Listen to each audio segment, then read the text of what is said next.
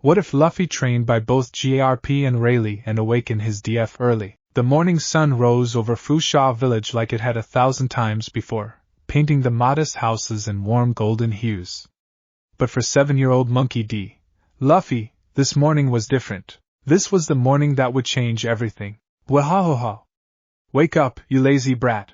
The wall of Luffy's room exploded inward, literally exploded, as Vice Admiral Garp punched straight through it, showering the sleeping boy with splinters and plaster dust. Luffy bolted upright, straw hat falling from his head, eyes wide with shock and confusion. Gramps? What are you? No time for questions. You're coming with me. Garp grabbed his grandson by the back of his shirt and marched out through the hole he'd created, leaving Makino standing in the doorway of the party's bar with her mouth hanging open. Garp-san. Where are you taking Luffy? She called out, genuine worry in her voice. The grizzled Marine turned back, his usually stern face softening slightly. Don't worry, Makino. I'm finally doing what I should have done from the start. This boy has too much potential to waste. If he's going to become a Marine or a pirate, his face darkened at the word, he'll do it the right way. What Garp didn't mention was the conversation he'd had 3 days prior. A conversation with a man who had no business being in the East Blue. A man who wore a long dark coat and had graying hair, round glasses, and a scar over his right eye. Silver's Rayleigh, the Dark King himself. 3 days earlier, Garp had been enjoying sake at Makino's bar when a figure slipped into the seat beside him. The Vice Admiral's hand moved instinctively toward his weapon before he recognized the newcomer. Rayleigh, Garp said flatly, not bothering to hide his surprise. You're either very brave or very stupid, showing your face to me. Probably both, Rayleigh replied with a slight smile, gesturing for Makino to bring him a drink. But I'm not here for a fight, Garp. I'm here about your grandson. Garp's eyes narrowed dangerously. If you think, relax. I'm not here to recruit him. Rayleigh took a long sip of sake, savoring it. I'm here because I've been watching that boy. He has the same presence Roger did at that age. Maybe even stronger. The mention of GOLD, Roger made Garp tense, but he said nothing, letting Rayleigh continue. That boy ate the Gomu Gomu no Mi. The rubber fruit. Rayleigh's voice dropped lower. But it's not just a rubber fruit, is it? We both know what that fruit really is. What it's capable of. Garp's silence was confirmation enough. The world government wants that fruit. They've wanted it for 800 years. Rayleigh turned to look directly at Garp. That boy needs to be strong enough to protect himself from what's coming, strong enough to survive in this world. And he needs teachers who can unlock what that fruit can really do. I can train him myself, Garp growled. You can. You're one of the strongest men alive. Rayleigh finished his sake. But you can't teach him everything he needs to know. You're a brawler, Garp. A fist fighter with Haki that could split mountains. But Devil Fruit Awakening? That requires a different understanding. And that boy. Rayleigh's eyes gleamed with something like excitement. That boy has the potential to awaken his abilities far earlier than anyone in history. I can feel it. Garp was silent for a long moment. Finally, he spoke. Why would you help? Because Roger asked me to watch over the new generation. To make sure they had the chance to change this world. Rayleigh stood up, placing coins on the bar. I'll meet you at the island north of here, the uninhabited one. 3 days. And with that, the Dark King vanished into the night, leaving Garp alone with his thoughts and his sake. Present day. Luffy's protests died in his throat when he saw where Garp was taking him. The small, densely forested island had no name on any map. It was simply marked as uninhabited and avoided by most sailors due to the dangerous rocks surrounding it. But what made Luffy's eyes go wide wasn't the island itself. It was the man standing on the beach, waiting for them. He wore sandals, loose pants, and a button-up shirt that hung open. His white hair caught the morning light, and when he smiled at Luffy, there was something in his eyes, something ancient and knowing and powerful. Garp, the man said warmly. Right on time. Rayleigh, Garp grunted, dropping Luffy unceremoniously onto the sand.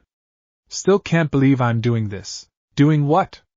Luffy looked between the two older men, confusion written all over his face. Gramps, who is this guy? And why does he look so cool? Rayleigh suggested with a chuckle. Dangerous, Luffy finished, his 7-year-old instincts picking up something his mind couldn't quite articulate. Both older men laughed at that. Kids got good instincts, Rayleigh observed. He crouched down to Luffy's level. My name is Silvers Rayleigh. I used to sail with the Pirate King. Luffy's eyes went impossibly wide. The Pirate King? Really? That's so cool. Don't fill his head with that pirate nonsense. Garp snapped, smacking Luffy on the head hard enough to leave a lump. You're going to be a Marine. I'm gonna be king of the pirates. Luffy shot back, rubbing his head. Which is why you need training, Rayleigh interjected smoothly, standing back up. Luffy, your grandfather and I have made a deal. We're both going to train you. Both of you? Luffy blinked. Why? Because you're special, kid. Rayleigh's expression became serious. That fruit you ate, the Goma Goma no Mi, it's not just any devil fruit. It has potential far beyond what you've seen, and in this world, potential without power is just a target on your back. Garp crossed his arms. For once, the old pirate's right. You've got too much potential to leave untrained. So here's how this is going to work. I'll train your body, your haki, and your willpower. I'll make you stronger than steel. And I'll train your mind, your devil fruit abilities, and teach you how to truly fight, Rayleigh added. Between the two of us, we'll forge you into something this world has never seen. Luffy looked between them, his young mind trying to process everything. Finally, a huge grin split his face. Okay. Sounds fun. Fun? Both older men said simultaneously, then exchanged glances. Oh, this is going to be entertaining, Rayleigh said with a smirk. The brat has no idea what he just agreed to, Garp replied with an equally dark grin. The first month was hell. Luffy woke up every day before dawn to the sound of Garp's fist punching through whatever shelter he made the night before.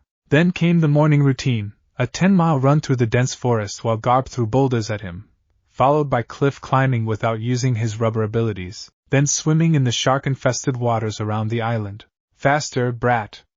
My grandmother could run faster than that, and she's dead. Garp roared, hurling another boulder that Luffy barely dodged. I'm going as fast as I can. Luffy screamed back, his 7-year-old legs burning with exhaustion. That's your problem. As fast as you can isn't fast enough. By the time the sun was fully up, Luffy would collapse on the beach, gasping for breath, every muscle screaming. That's when Rayleigh's training would begin. Where Garp was all brutal, direct intensity, Rayleigh was patient and methodical. He would sit with Luffy, explaining concepts that the boy barely understood. Your devil fruit isn't just about stretching, Rayleigh explained one morning, drawing diagrams in the sand. Right now you think of it as your body being made of rubber. But that's limiting. Your body has become rubber. Do you understand the difference? Luffy, still catching his breath from Garp's morning torture session, shook his head. Think of it this way, rubber isn't just one thing. It can be soft or hard, elastic or resistant, it can absorb impact or spring back with force. Right now you're using maybe 5% of what your fruit can do. 5%? Luffy's eyes went wide. If that. But more importantly, there's something beyond even mastery of your abilities. Something called awakening. Rayleigh's voice took on a reverent tone. When a devil fruit user truly understands their power, truly becomes one with it, they can awaken. They can extend their power beyond their own body and affect the world around them. Like what? Like turning the entire battlefield into rubber. Like making your enemy's weapons stretch and bend. Like reshaping reality itself to match your devil fruit's properties. Rayleigh smiled at Luffy's amazed expression. That's the level I want to help you reach. Not when you're 30. Not when you're 20. But as soon as your body and mind can handle it. The training intensified from there. Rayleigh would have Luffy meditate for hours, feeling the rubber in his body, understanding it at a molecular level. He taught Luffy to think of creative applications, using his rubber body to bounce sound waves, to absorb and redirect kinetic energy, to harden specific parts while keeping others loose. Your grandfather is teaching you to be a hammer, Rayleigh explained. All force and impact. And that's valuable. But I'm teaching you to be a scalpel. Precision. Control. Understanding. Can I be both? Luffy asked. Rayleigh's smile widened. Now you're thinking like a true fighter. 6 months later, the island had changed. Where there had once been pristine forests, now entire sections were flattened from Garp's training exercises. The beach was pockmarked with craters. Several rock formations had been completely demolished. But more impressive was how Luffy had changed. The scrawny 7-year-old who arrived was gone. In his place was still a small child, but one with lean, defined muscles and eyes that held a sharpness that hadn't been there before. His reflexes had been honed to inhuman levels. His rubber body moved with a control that seemed impossible for someone so young. Goma no. Pistol! Luffy's arm stretched out, striking a tree trunk with precision. But unlike his early attempts that simply splattered against targets, this punch actually penetrated the wood, the force controlled and concentrated. Better, Rayleigh observed from his position against a nearby tree. But you're still announcing your attacks. In a real fight, that's a good way to die. But it sounds cool. Luffy protested. Sounding cool doesn't matter if you're dead. The pirate's actually right about something, Garp said, dropping down from a cliff above them with a ground-shaking impact. Though for different reasons. You want to name your attacks? Fine. But make them fast enough that the name is the last thing your enemy hears before they're unconscious. Garp cracked his knuckles. Now then, time for sparring practice. Luffy's face went pale. Sparring with Garp was less practice and more surviving a natural disaster. Wait. Can't we? Fist of love! Garp's punch sent Luffy flying across the beach, bouncing like a rubber ball before finally rolling to a stop. Ow, ow, ow, ow. Luffy groaned, sitting up. Why does it always hurt when you hit me? Because I'm using armament Haki, you dummy! Garp called back. Which brings us to today's lesson. Rayleigh straightened up, interested. They'd discussed this training milestone extensively. Haki, Garp said seriously, his joking demeanor fading, is the true power of this world. Devil fruits are flashy, sure. But Haki is what separates the strong from the truly powerful. There are 3 types, but we'll start with 2, observation and armament. Over the next hour, both Garp and Rayleigh explained the concept. Garp focused on the practical, physical aspects, the will to overcome, the mental fortitude required. Rayleigh dove into the philosophical side, how Haki was literally one's spirit, one's ambition made manifest. Most people don't learn Haki until they're adults, Rayleigh explained. Their will isn't strong enough, their spirit not focused enough. But you, Luffy, you have something special. An indomitable will. I've seen it in how you tackle every challenge we throw at you. I can already sense you have the basics of observation Haki, Garp added. Those instincts that help you dodge my attacks? That's the beginning. We're going to refine that into something incredible. And so began the Haki training. Garp would attack Luffy blindfolded, forcing the boy to sense the attacks coming. At first, Luffy got hit constantly, sent flying by punches he never saw coming. But gradually, something awakened in him, a sixth sense. A feeling just before Garp moved. Rayleigh approached it differently. He would have Luffy sit in meditation, sensing the life forces of the animals around them. Feeling the intent of creatures, understanding the ebb and flow of living energy. Observation Haki isn't about seeing, Rayleigh explained. It's about feeling. Understanding. Knowing what will happen before it does. Armament Haki was even more challenging. It required coating one's body in spiritual energy, hardening it to attack and defend beyond physical limitations. Your rubber body is naturally defensive, Garp explained, but against other Haki users, that doesn't matter. You need to be able to harden yourself even further, and more importantly, you need to be able to hit Logia users. Week after week, Luffy trained. His arms would turn black for just a second before fading. He'd sense Garp's attacks a moment before they landed. Progress was slow but steady. 1-year anniversary. Luffy sat on the beach, watching the sunset. His 8th birthday had come and gone without fanfare, just more training. But he didn't mind. Every day he could feel himself getting stronger, understanding more. Rayleigh sat down beside him, offering a piece of meat he'd cooked. Luffy accepted it gratefully, tearing into it with enthusiasm that made Rayleigh chuckle. You've done well this year, Rayleigh said. Far better than I expected, honestly. Really? Luffy looked up, eyes bright. Really? Most people would have given up in the first week. Your grandfather's training methods are intense. He's trying to kill me, Luffy said matter-of-factly. He's trying to make sure nothing else can, Rayleigh corrected. There's a difference. Garp loves you, even if he shows it by throwing you at mountains. They sat in comfortable silence for a moment before Rayleigh spoke again. Luffy, I want to talk to you about something important. About awakening. Luffy turned, giving Rayleigh his full attention. In all my years, I've seen maybe 5 devil fruit users achieve true awakening. It requires a complete understanding of your power, a unity between your will and your ability. Most people train for decades and never reach it. Rayleigh's eyes were serious. But I think you can reach it much sooner.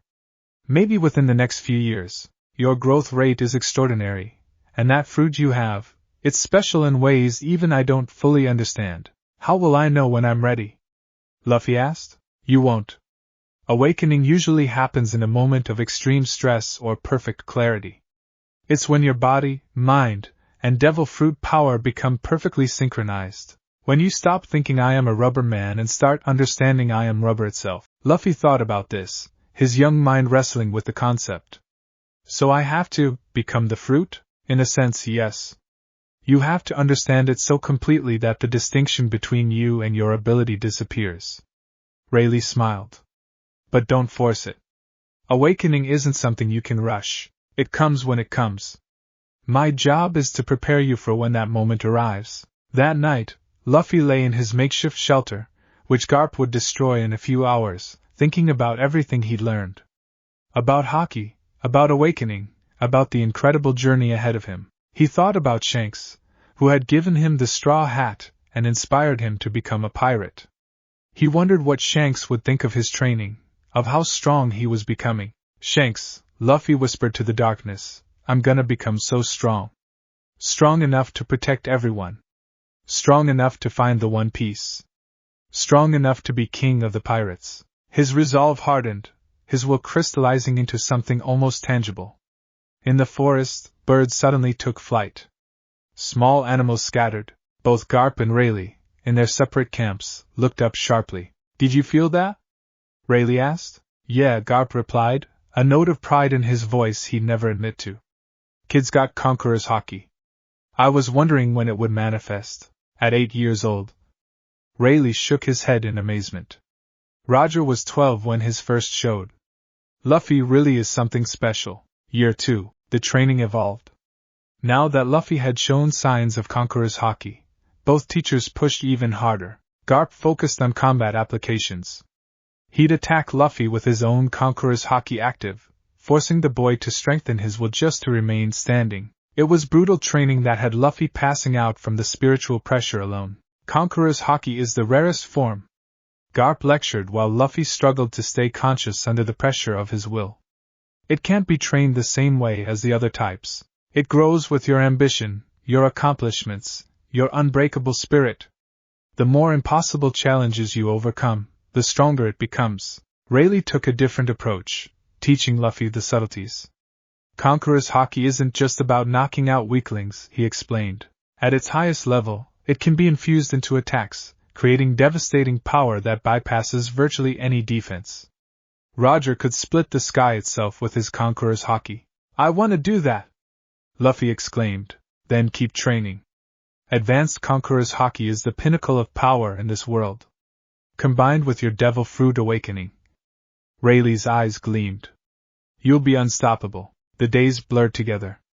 Luffy's routine was punishing. Dawn, physical training with Garp, running, climbing, swimming, dodging boulders. Morning, combat sparring with both teachers. Midday, Haki training, sensing, hardening, willing. Afternoon, devil fruit application and theory with Rayleigh. Evening, meditation and recovery. Night, repeat until collapse. But Luffy never complained. Every bruise, every broken bone, and there were many, every moment of exhaustion was worth it. He could feel himself becoming stronger. Feel himself approaching something incredible. His observation Haki sharpened to the point where he could sense intent from hundreds of feet away. His armament Haki could coat his entire arm in black for extended periods. His rubber abilities had evolved to include techniques he never imagined, compressing his body like a spring for explosive power, hardening his rubber with Haki to create devastating attacks. Goma Goma no. Bazooka! Luffy's double palm strike sent a boulder flying across the island, his arms having stretched and then snapped back with incredible force. Faster! Garp barked. In a real fight, that wind-up time gets you killed. Luffy tried again, and again, and again. Each repetition slightly faster, slightly more powerful, slightly more controlled. Rayleigh watched with satisfaction. He's progressing faster than anyone I've ever seen. At this rate, by the time he's 17, he'll be a monster, Garp finished. Whether he becomes a marine or a pirate, he'll reshape the world. You know he's going to be a pirate, Rayleigh said with amusement. A man can hope, Garp grumbled. The awakening moment. It happened on a day that started like any other. Luffy, now 9 years old, was in the middle of an intense training session with both Garp and Rayleigh attacking him simultaneously. It was the ultimate test, dodging Garp's physical assaults while defending against Rayleigh's sword strikes, all while trying to counterattack. Luffy was in the zone. His observation Haki was predicting moves seconds before they happened. His armament Haki was deflecting blows that would have shattered bones. His rubber body flowed like water, adapting to every situation. Then Garp and Rayleigh both attacked at once with Conqueror's Haki-infused strikes, something they'd never done before. The combined pressure was overwhelming. Luffy felt his consciousness starting to slip, his vision darkening. In that moment, facing certain defeat, something inside him clicked. He stopped thinking. Stopped trying. Just was. In that moment of perfect clarity, Monkey D. Luffy awakened. The world seemed to freeze. Then, slowly at first but building rapidly, everything around Luffy began to change. The ground beneath his feet rippled like water, becoming rubber. The trees bent impossibly, their trunks elastic. The rocks bounced instead of breaking. A dome of rubber reality expanded from Luffy as the center, transforming everything it touched. The air itself seemed to gain a quality of elasticity, making movement feel different, strange. Garp and Rayleigh's attacks bounced off harmlessly, the rubber ground absorbing and redirecting the force. Luffy stood at the center of his transformed world, eyes glowing with power, his body radiating energy. Impossible. Garp breathed. He actually did it, Rayleigh whispered, awe in his voice. Devil fruit awakening at 9 years old. I've never heard of anything like this. The transformation faded after a few seconds, and Luffy collapsed, completely exhausted. But he was smiling. Because he understood now. Understood in a way he never had before. He wasn't a person who had eaten a rubber fruit. He was rubber. He was freedom itself. Limitless potential, unable to be confined or contained. When he woke up hours later, both Garp and Rayleigh were sitting nearby, watching him. How do you feel? Rayleigh asked. Luffy sat up, examining his hands. They looked the same, but everything felt different. He could sense the rubber in his body in a way he never had before. More than that, he could sense how he could extend that property outward, transforming the world around him. I feel amazing, Luffy said, grinning. Can I do it again? Not yet, Garp said firmly. Awakening puts enormous strain on your body. You'll need to build up your stamina before you can use it reliably. And even then, it should be a trump card, not your first resort. Your grandfather's right, Rayleigh added. What you achieved today is incredible, but it's just the beginning. Now we need to help you master it, control it, make it truly yours. Luffy nodded, his grin never fading. Okay. Let's keep training then. Both older men exchanged glances. After 2 years of brutal training that would have broken most adults, this 9-year-old was still eager for more. Still hungry to grow stronger. He really is something special, Rayleigh said. He's my grandson, Garp replied gruffly, but there was unmistakable pride in his voice. Of course he is. The sun was setting on the unnamed island as Luffy performed his evening meditation, Rayleigh observing nearby. In 2 years, this small boy had grown into something extraordinary. Not just in power, but in spirit. Garp watched from a distance, arms crossed. He thought about the path ahead. About the dangers Luffy would face. About the enemies that would come for him. But for the first time, Garp felt something he hadn't before, confidence that his grandson could handle whatever the world threw at him. Only 8 more years of training, Garp muttered to himself. Then the real journey begins. On the beach, Luffy opened his eyes, looking at the straw hat beside him. Shanks' hat. A promise and a dream. I'm getting stronger, Shanks, Luffy said quietly. Just wait. When we meet again, I'll be someone incredible. Someone who can protect everyone. Someone worthy of being king of the pirates. The wind picked up, carrying his words out to sea, toward adventures yet to come and a destiny waiting to unfold. The training of Monkey D. Luffy was far from over. But the foundation had been laid for something the world had never seen before. A pirate who would reshape the very nature of what was possible. The morning after Luffy's awakening, the island was different. Not physically, though several acres of forest remained suspiciously rubber-like from yesterday's incident, but atmospherically, both Garp and Rayleigh moved with a new sense of purpose, their casual demeanor replaced with intense focus. Luffy woke to find both men standing over him, their expressions unreadable. Up, Garp commanded. Now, still groggy, Luffy pulled himself to his feet. His body ached in ways it never had before, as if every cell had been stretched to its limit and beyond. Gramps? What's? No talking. Just listen. Garp's voice was deadly serious. What happened yesterday changes everything. Devil Fruit awakening at your age is unprecedented. Unheard of. Impossible, according to every record we have. Which means, Rayleigh continued smoothly, that you're now officially the most valuable target in the world, whether anyone knows it yet or not. The world government, pirate crews, revolutionaries, everyone will want either to recruit you or eliminate you. Luffy blinked, the weight of their words slowly sinking in. Because I awakened early? Because you awakened at all, and what it implies about your potential. Rayleigh crouched down to eye level with the 9-year-old. Luffy, do you understand what your devil fruit really is? The Gomu Gomu no Mi. The rubber fruit. That's what it's called. But think about what you felt yesterday when you awakened. What did the world become? Luffy thought back to that moment of perfect clarity. Everything became bouncy? Stretchy? Like rubber, but also like freedom? Rayleigh and Garp exchanged meaningful glances. The nature of your fruit is liberation, Rayleigh said carefully. Rubber doesn't break under pressure, it adapts. It doesn't shatter, it bounces back. Your awakening doesn't just turn things into rubber, Luffy. It liberates them from their rigid states, makes them free to move and change in ways they couldn't before. Which is why, Garp added grimly, certain people in the world will fear you. Power that represents freedom is dangerous to those who want control. Luffy's expression became unusually serious for a 9-year-old. So what do? We make you strong enough that it doesn't matter who comes for you, Garp said, cracking his knuckles. Strong enough that you can protect not just yourself, but everyone you care about. Starting today, Rayleigh said, standing, your training enters phase 2.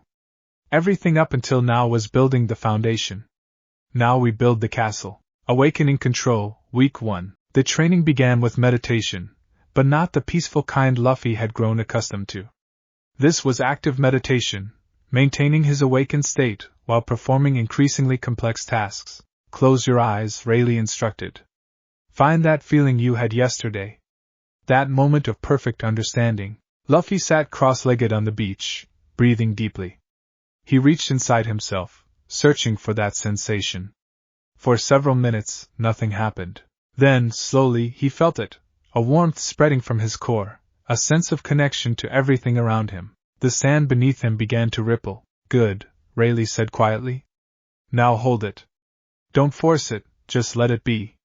Your awakening isn't a technique you perform, it's a state of being you enter. Sweat beaded on Luffy's forehead as he maintained the transformation.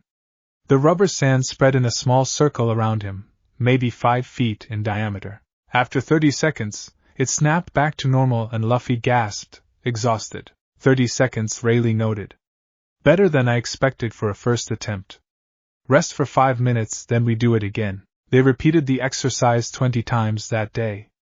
By the evening, Luffy could maintain the transformation for 45 seconds before exhaustion forced him to stop. Your stamina is the limiting factor right now, Rayleigh explained as Luffy lay sprawled on the beach, completely spent. Your body and mind aren't used to channeling this much power. It's like asking your muscles to lift a boulder when they're only trained for rocks. So how do I get better? Luffy asked, not moving from his position. Same way you get better at everything else. Repetition, pushing your limits and dodge. Luffy's observation Haki screamed a warning and he rolled aside just as Garp's fist cratered the sand where he'd been lying. Did you think awakening your devil fruit meant training time was over? Garp roared. Get up. We're doing night drills. Luffy groaned but pulled himself to his feet. Can I get one day off? The enemy doesn't give you days off. Garp's fist came flying again, and Luffy barely managed to dodge, his exhausted body moving more on instinct than conscious thought. This became the new pattern. Days focused on controlling and extending his awakening, nights spent in brutal combat training with Garp to build his stamina and reflexes even when completely exhausted. Month 2, Awaken Combat. Your awakening isn't just a party trick, Rayleigh explained, standing in a clearing that Luffy had transformed into rubber. Trees bent like reeds, the ground bounced under every step, even the rocks had a squishy quality to them. It's a combat tool. A weapon. And like any weapon, you need to learn how to use it effectively. Rayleigh drew his sword, not a practice weapon, but his actual blade. Attack me? Luffy hesitated. In their 2 years of training, Rayleigh had always held back significantly during sparring. The look in his eyes now suggested that wouldn't be the case today. I said attack me, Rayleigh repeated, his voice hard. Luffy's arms stretched back. Gomu Gomu no pistol. His fist rocketed forward with impressive speed. Rayleigh sidestepped it casually, his sword flashing. The blade sliced through Luffy's extended arm, but instead of cutting rubber flesh, it bounced off harmlessly. Luffy's awakened state had made even his body more resilient. Interesting, Rayleigh noted. Your awakening enhances your natural rubber properties. But watch this. His sword turned black with armament Haki and he struck again. This time, Luffy felt the impact, his arm going numb from the hit even though the blade still didn't cut. Awakening makes you more rubbery, but Haki still affects you. Remember that. Rayleigh sheathed his sword. Now, let's talk about offensive applications.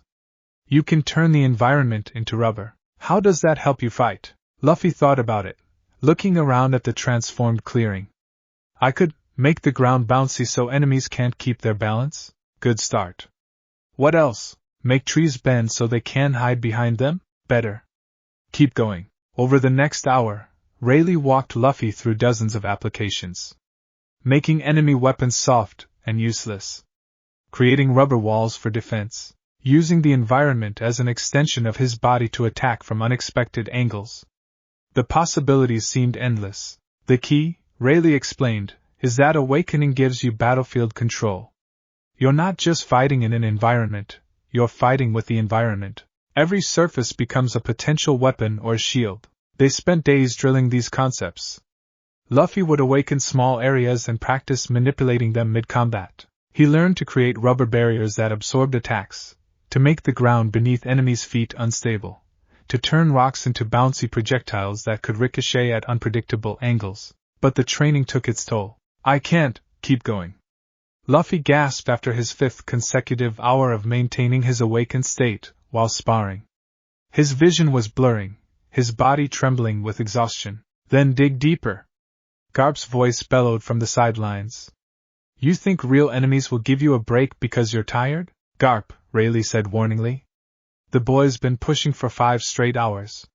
Even adult awakened users need rest. He's not an adult awakened user.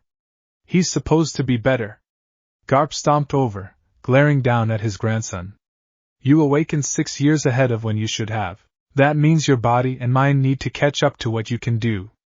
And the only way to do that is to push past your limits. Luffy looked up at his grandfather, eyes burning with determination despite his exhaustion. I can keep going. No, Rayleigh said firmly, placing a hand on Luffy's shoulder. Rest is part of training too. Your body needs time to adapt and recover. Push too hard and you'll damage yourself permanently. Garp scowled but didn't argue. Even he recognized when someone had reached their absolute limit. That night, as Luffy slept the deep sleep of complete exhaustion, Rayleigh and Garp talked by the fire. He's progressing faster than I dared hope, Rayleigh admitted. In 2 months, he's gone from barely maintaining his awakening for a minute to using it actively in combat for hours. Not fast enough, Garp grumbled. At this rate, he'll be 17 before he can use it without collapsing afterward. That's still 8 years of training. Most awakened users train their entire lives and never reach the level of control he already has. Rayleigh poked at the fire with a stick. You need to be patient, Garp. This isn't something you can punch into someone. Everything's something you can punch into someone if you try hard enough, Garp muttered, but there was a hint of humor in his voice. Year 3, Advanced Applications. By age 10, Luffy had grown considerably. Not just in power, but in physical size and maturity. The constant training had built him into something far beyond a normal child his age.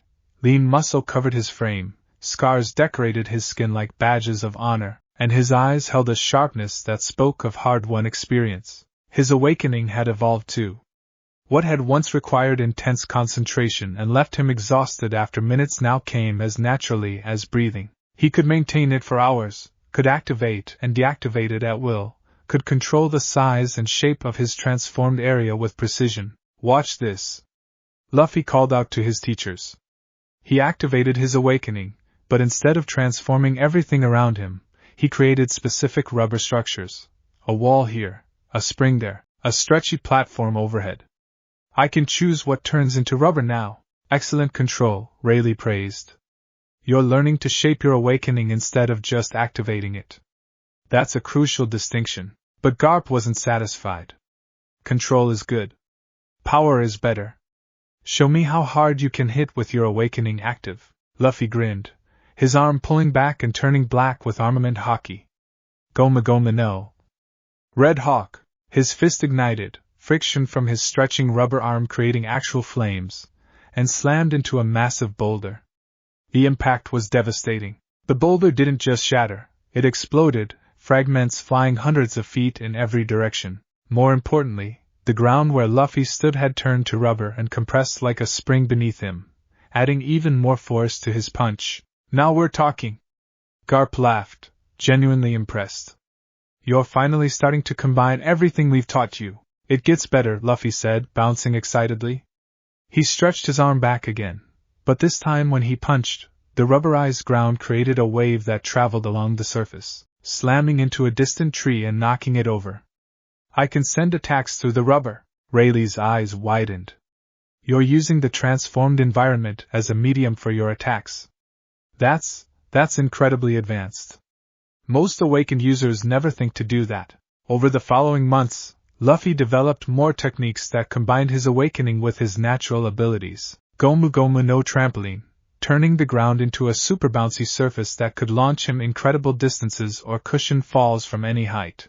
Gomu Gomu no rubber dome, creating a hemisphere of rubber around himself that absorbed attacks and could be expanded outward explosively. Gomu Gomu no ricochet, turning walls or surfaces into rubber so his punches could bounce at unexpected angles. Gomu Gomu no spring field, transforming a large area into a network of springs that destabilized enemies while giving Luffy perfect mobility. Each technique was drilled endlessly, refined and perfected until it became second nature. But Rayleigh and Garp weren't content with just techniques. Fighting isn't about memorizing moves, Garp lectured while pummeling Luffy with Haki-infused punches. It's about adapting. Reading your enemy. Responding to situations. Your grandfather's right, Rayleigh added, his sword moving in fluid strikes that Luffy struggled to predict. Techniques are tools, but tactical thinking is the weapon. You need to learn to analyze opponents, identify weaknesses, and exploit them ruthlessly. So they introduced a new training element, strategy sessions. After each sparring match, they would sit down and analyze what happened. Why did certain techniques work? Why did others fail? How could Luffy have ended the fight faster? What did his opponents telegraph before attacking? You rely too much on your observation Haki, Rayleigh pointed out one evening. It's a powerful tool, but what happens if you face someone who can hide their presence? Or someone faster than your Haki can track? I don't know, Luffy admitted. Then we need to train your base reactions. Your Haki should be a supplement to your fighting instincts, not a replacement for them. They spent weeks working on this, with Rayleigh using techniques to hide his presence while attacking. At first, Luffy was helpless, unable to sense the strikes coming. But gradually, he learned to read other signs, the shift in air currents, the subtle sound of movement, the killing intent that no technique could fully mask. The Conqueror's training. Today, Garp announced on a gray morning, we're going to push your Conqueror's Haki. Luffy had been able to unconsciously release his Conqueror's Haki since he was 8, knocking out weak-willed people nearby when he was emotional. But he'd never learned to control it, to use it deliberately. Conqueror's Haki is the manifestation of your will, Rayleigh explained. It's different from armament or observation because it can't be taught, only refined. You either have the qualities of a king, or you don't. And you, Luffy, definitely have them, but having it and mastering it are completely different things, Garp added. Right now, your Conqueror's Haki is like a blunt weapon. It either knocks people out or it doesn't. But at its highest level, Garp's eyes flashed and suddenly Luffy felt an overwhelming pressure. Not physical weight, but something deeper, a crushing force against his very spirit. The trees around them groaned, the ground cracked, and Luffy found himself driven to one knee despite his best efforts to resist. Then it was gone, and Garp was just his grandfather again. That's advanced Conqueror's Haki. Focused. Controlled. Weaponized. Garp's expression was serious, and eventually, you can infuse it into your attacks, creating power that surpasses anything else in this world. How do I learn that? Luffy asked, still feeling the aftereffects of Garp's demonstration. By understanding your own will. Your own ambition. Your own unshakable determination. Rayleigh stepped forward. Tell me, Luffy, what do you want more than anything in the world? To be king of the pirates, Luffy answered immediately. Why? Because the pirate king is the freest person in the world. And why do you want to be free? Luffy thought about this more carefully. So I can protect my friends. So I can go anywhere and do anything. So nobody can ever tell me who I have to be or what I have to do. There it is, Rayleigh said with satisfaction. That's your will. Freedom for yourself and those you care about. Protection without limitation. That's what your Conqueror's Haki should express. They spent hours having Luffy meditate on his ambition, his dreams, his unshakable determination. Then came the practical application. Release your Conqueror's Haki, but don't aim it everywhere, Garp instructed. Focus it on that tree. Just that tree. Luffy concentrated, feeling the power building inside him. His will, his determination, his spirit, all of it focused on a single point. He released it. The tree exploded into splinters. Too much power, not enough control, Garp critiqued. Again, they practiced day after day. Luffy would focus his Conqueror's Haki on specific targets, learning to modulate the intensity. Too much and things shattered. Too little and nothing happened. Finding the perfect balance required tremendous mental discipline, but slowly he improved. He could knock out specific animals while leaving others conscious. He could direct his Haki in a cone rather than a sphere. He could sustain it for longer periods without exhausting himself. You're getting there, Rayleigh encouraged. But advanced Conqueror's Haki, coating yourself or your attacks with it, that's still beyond you. It requires a level of control and power you haven't reached yet. How long until I can do it? Luffy asked. Years, probably. Maybe not until you're 14 or 15. Rayleigh saw Luffy's disappointed expression and smiled. But that's still extraordinary. Most people never learn it at all, and those who do usually aren't capable until their 20s or 30s. Year 4, the gear concept. At 11 years old, Luffy was sparring with both Garp and Rayleigh simultaneously, a regular occurrence now. His awakening was active, the entire training ground transformed into rubber, giving him tremendous tactical advantages. But he was still losing. Garp and Rayleigh were simply too experienced, too skilled. Every time Luffy thought he had an opening, one of them would counter. Every technique he tried, they'd seen variations of before. You're fighting predictably. Garp shouted, his fist sending Luffy skidding across the rubber ground. You're stronger than most adults now, but strength without creativity is just brute force. Luffy rolled to his feet, frustrated. He was trying everything he knew, combining his awakening with his Haki with his rubber abilities, and it still wasn't enough. There has to be something more, he thought desperately. Some way to get even stronger, even faster. That's when inspiration struck. His rubber body could stretch. But what if he compressed it instead? Made himself denser, more powerful? And what if he used his awakening to enhance that compression even further? Rayleigh! Luffy called out. Can I try something new, in the middle of a fight? Garp rushed in for another attack, but Luffy was already moving. He concentrated on his arm, not just coating it in Haki but compressing his rubber muscles, making them denser, more explosive. Then he used his awakening to create a rubber spring beneath his feet. Goma Goma no. Gear second, jet pistol. The punch was blindingly fast, faster than anything Luffy had done before. The combination of compressed rubber muscles, spring-loaded footing, and Haki created devastating speed and power. Garp actually had to use armament Haki to block it, and even then, he was pushed back several feet. What the hell was that? Garp demanded, looking at his grandson with shock. Luffy was breathing hard, steam rising from his body. I compressed my rubber and used the awakening to boost the release. Like a super spring, Gear second, Rayleigh said thoughtfully. You're naming it Gear second? Yeah. Because it's like I'm shifting into a higher gear, getting faster and stronger. Luffy's excitement was palpable despite his heavy breathing. Brilliant, Rayleigh said, genuine admiration in his voice. You've created a power-up technique that's uniquely suited to your abilities. But I noticed you can't maintain it for long. It was true. After just one punch, Luffy was already exhausted, his heart pounding dangerously fast. That's because you're forcing your body to work overtime, Garp explained, his shock turning to analysis. Your heart is pumping faster, your blood is moving faster, your muscles are working harder. It's essentially doping yourself using your own rubber properties. It's dangerous, Rayleigh added seriously. At your age, your body can't handle sustained use of that technique. You could seriously hurt yourself. But it worked. Luffy protested. It did, Rayleigh agreed. Which is why we're going to help you refine it. Make it safer. Build your stamina so you can use it longer. But you have to promise to be careful with it, Luffy. Power that damages the user is a double-edged sword. Over the following months, they worked on perfecting Gear second.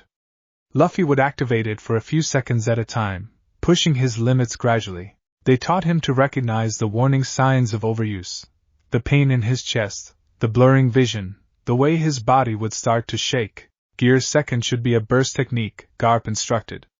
A few seconds to close distance and deliver devastating attacks, then deactivate. Don't try to fight entire battles in it. But Luffy wasn't satisfied with just one gear. If I can compress my rubber for speed and power, he reasoned, what if I inflate it instead? Make myself bigger and tougher? That's actually an interesting idea, Rayleigh admitted.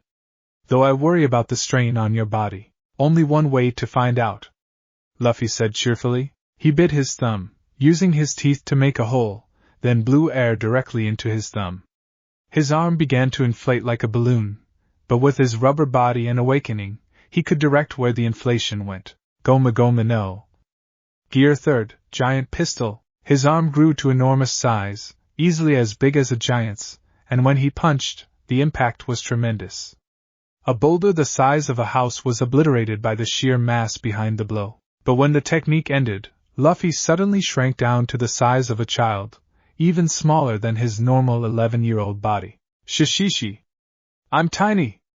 Luffy laughed, his voice high-pitched. That's the drawback, Rayleigh observed, picking up the miniaturized Luffy.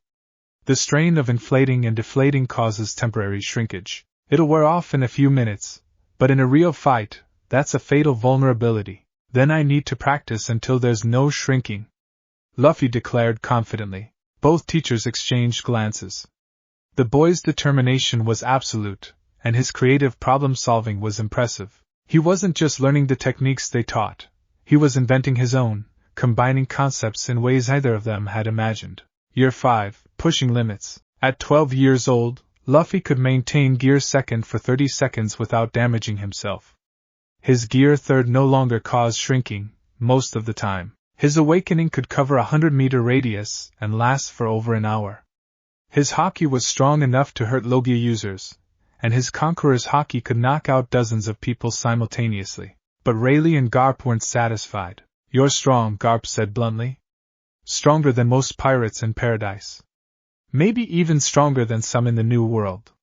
But there are monsters out there, Luffy. Monsters who've trained for decades. Monsters with Haki so powerful it can see into the future. With awakened devil fruits that can reshape islands. With Conqueror's Haki that can split the sky. The admirals, Rayleigh added. The Yonko. The Revolutionary Army commanders. These people are on a completely different level. And if you're going to be king of the pirates, you need to be able to stand alongside them.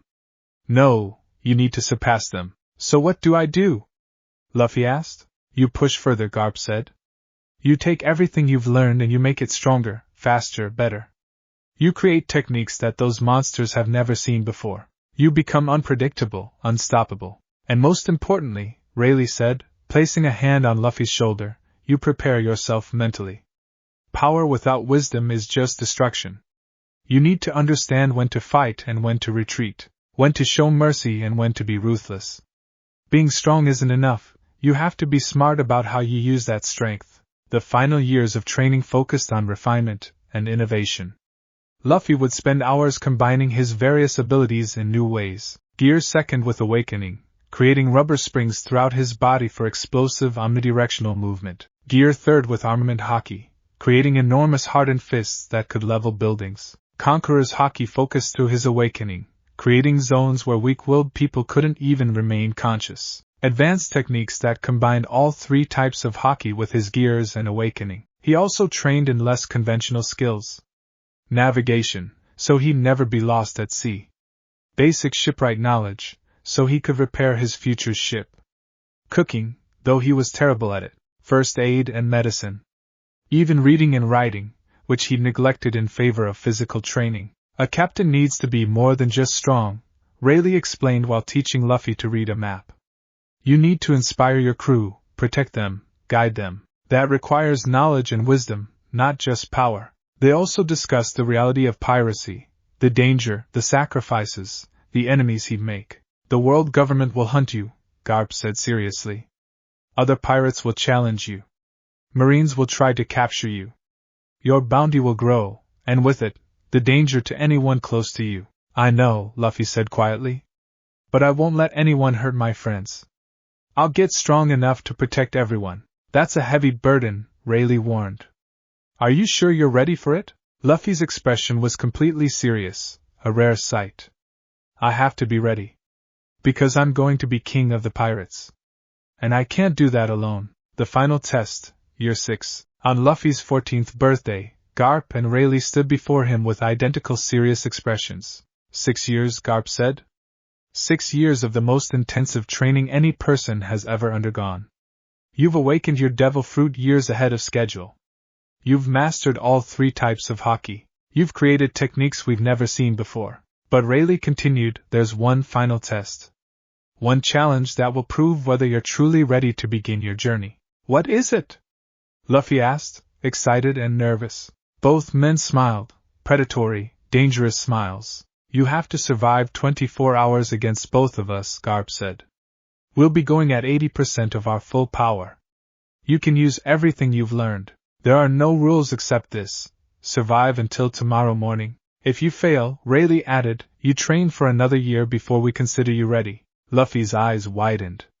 He'd sparred against them individually and sometimes together, but never at this intensity, never for this long, never with real stakes. But then his expression shifted to pure determination.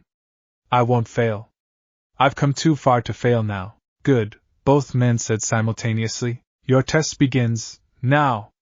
Garp's fist, coated in armament Haki and crackling with Conqueror's Haki, came flying at Luffy's head. The boy's observation Haki screamed a warning and he activated gear second, his body turning red with steam. He dodged the punch by millimeters, the shockwave still sending him tumbling backward. Before he could recover, Rayleigh was there, sword flashing in the morning light.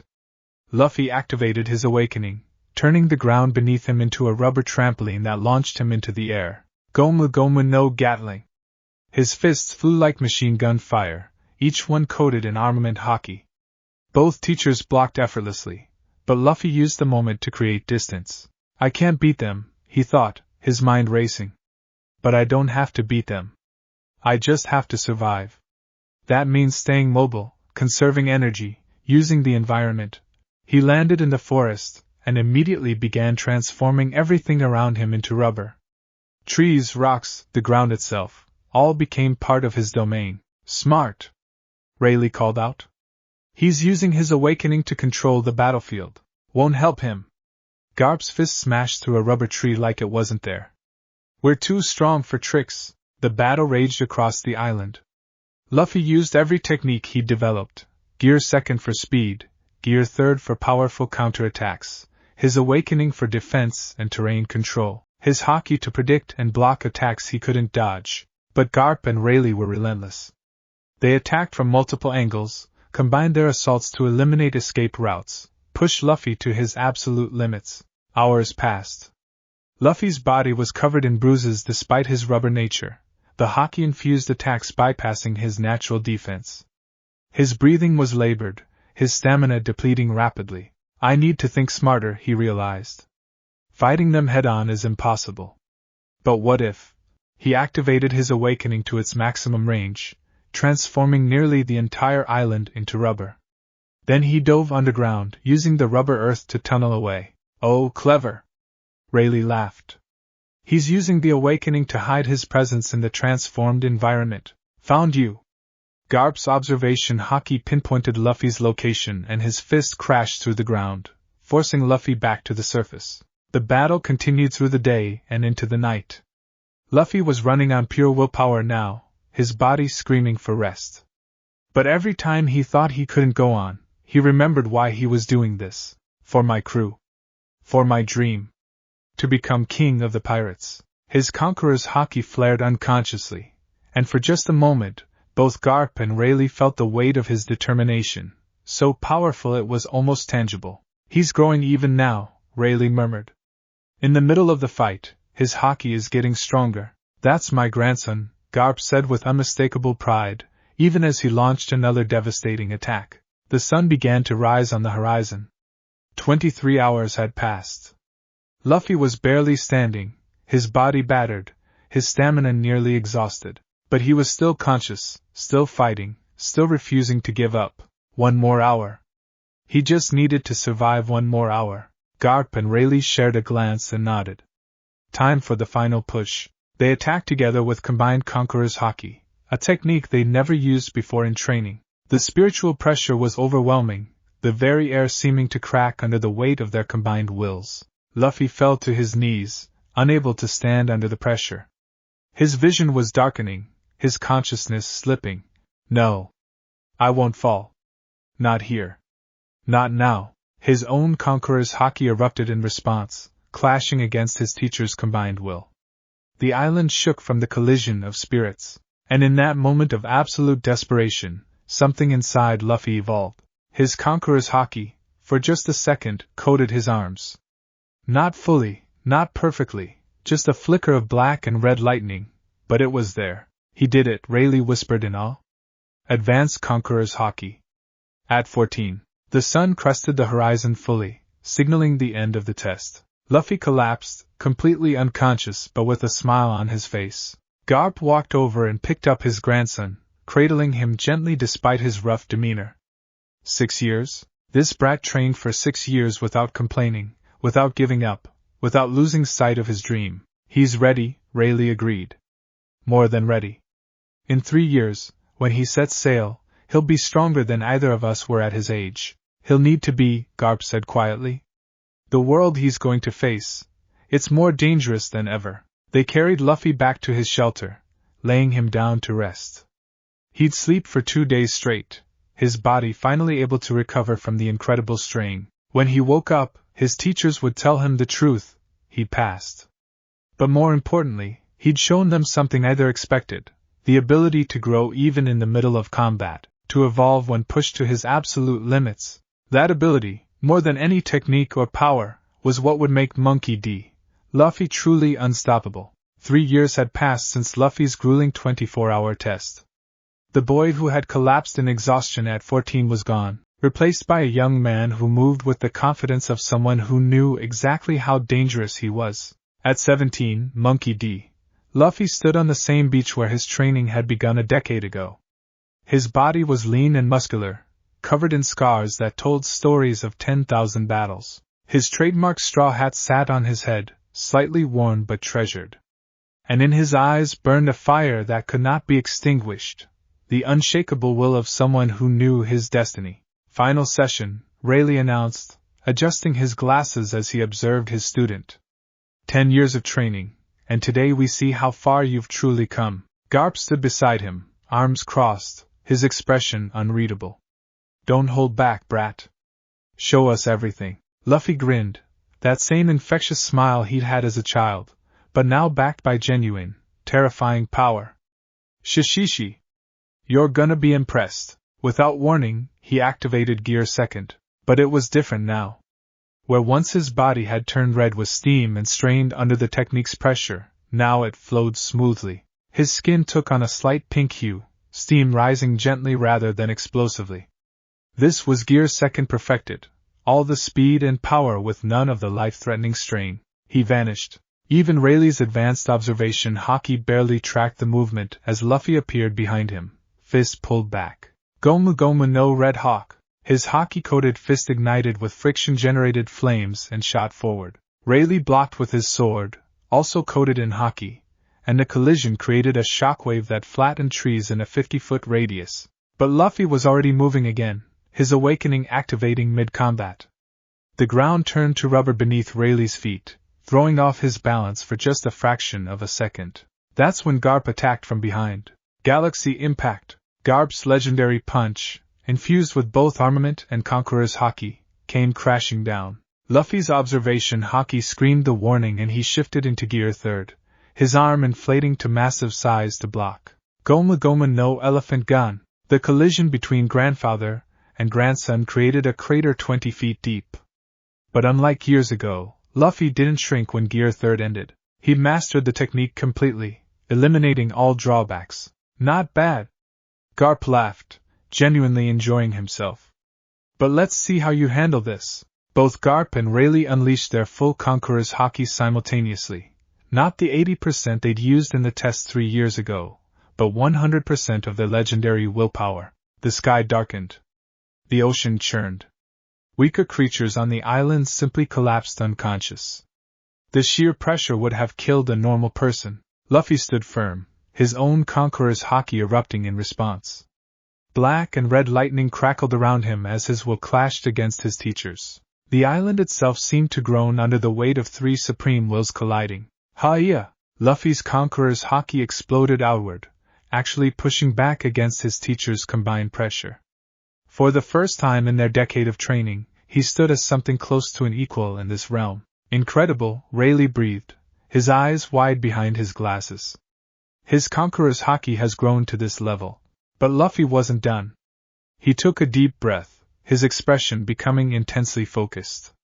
Then he activated something he'd been developing in secret for the past year. Gear Fourth, Bound Man. He bit his arm and blew air into it, but unlike Gear Third, the air didn't just inflate his limbs. It spread throughout his entire body, filling his muscles with air while his armament Haki hardened externally, creating a coating that kept the air compressed inside. The result was a form that looked almost comical. His body had a strange, inflated quality with tribal pattern Haki covering his arms and torso, but the power radiating from him was no joke. Luffy bounced in place, unable to stand still due to the sheer compression and elasticity of his body. Then he moved, and the speed was incomprehensible. Goma Goma no Kong Gun. His Haki-coated fist, compressed and spring-loaded, shot forward with such force that the air itself rippled. Garp raised his guard and was actually pushed back several feet, the first time Luffy had ever moved his grandfather in combat. Wahahoha! Now we're talking! Garp's eyes gleamed with pride and excitement. But can you maintain it? They fought for an hour straight. Luffy in Gear Fourth, switching between forms he developed, Bound Man for balanced offense and defense, Tank Man for pure defensive power, Snake Man for overwhelming speed and unpredictable angles. Each form utilized his awakening differently, creating rubber constructs that enhanced his already devastating attacks. But Gear Fourth had a time limit. After an hour, Luffy's Haki ran out and he reverted to normal, breathing heavily but still conscious and ready to fight. Gear Fourth's weakness, Rayleigh observed, is the 10-minute cooldown period after you exhaust your Haki. In a real fight against strong opponents, that's a fatal vulnerability. I know, Luffy admitted, still catching his breath. But I'm working on it. Eventually, I'll be able to maintain it longer or recover faster. The fact that you can use it at all at 17 is remarkable, Rayleigh said, sheathing his sword. Most people never achieve this level of mastery. You've combined your awakening, your Haki, and your natural abilities into something entirely unique. Garp walked over and, for the first time in 10 years, patted Luffy on the head gently instead of hitting him. You've surpassed my expectations, kid. You're ready for the Grand Line. Hell, you're ready for the new world. Luffy's grin could have lit up the night. Does that mean your training is complete? Rayleigh confirmed. Tomorrow, we take you back to East Blue. It's time for you to begin your journey, the final night. That evening, the three of them sat around a campfire, sharing meat and sake, though Garp only let Luffy have a little. The atmosphere was relaxed, almost melancholic. 10 years of daily battles, constant training, and relentless pushing had forged bonds deeper than most people experienced in a lifetime. I never thought I'd say this, Garp admitted, staring into the fire, but I'm going to miss beating the crap out of you every morning. I'm going to miss it too, Gramps, Luffy said, surprising both older men. I mean, not the getting beat up part. But all of this. Training with you guys. Getting stronger every day. It's been fun. Fun? Rayleigh chuckled. We put you through hell. Yeah, but it was worth it. Luffy looked at his hands, flexing his fingers and watching the way Haki naturally coated them now, a reflexive action after years of training. I'm strong enough now to protect anyone. To achieve my dream. And that's because of you too. Don't get soft on us now, brat, Garp grumbled, but there was emotion in his voice. You're about to become a wanted criminal. An enemy of the world government. I'm going to have to hunt you. Try your best, Gramps. Luffy laughed. But you're not going to catch me. That's the spirit, Rayleigh said, raising his sake cup. To Monkey D.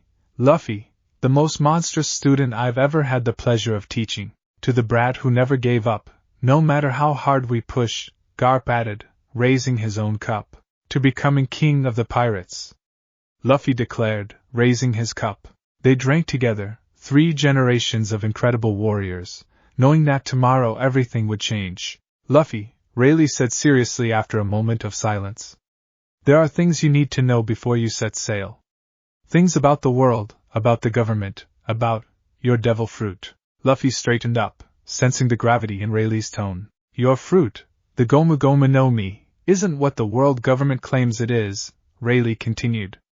They call it a paramecia, a simple rubber fruit.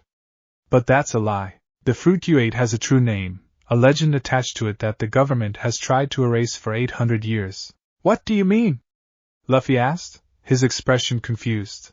The fruit's real name is the Hito Hito no Mi model, Nika, Rayleigh revealed. It's a mythical zoan, one of the rarest and most powerful devil fruit types in existence. Nika was a legendary figure called the Sun God, a warrior of liberation who fought with a body like rubber and brought freedom wherever he went. Luffy's eyes widened. Sun God? Liberation? The world government fears this fruit above almost all others, Garp added grimly. They've been hunting it for centuries, trying to prevent it from awakening. Because when it awakens, which you've already done, the user gains the power to bring down empires, to liberate the oppressed, to reshape the very world. That's why your awakening feels like freedom, Rayleigh explained. It's not just turning things into rubber, it's liberating them from their fixed states, making them free to move and change in ways they couldn't before. It's the power of Nika, the warrior of liberation. Luffy was silent, processing this information. Finally, he spoke. So, I ate a god fruit? You ate the fruit of a legend, Rayleigh corrected. Whether Nika was actually a god or just an incredibly powerful warrior, nobody knows. But the power is real, and now that you've awakened it, the world government will stop at nothing to eliminate you once they realize what you have. Let them come, Luffy said with absolute confidence. I'm not afraid of the government.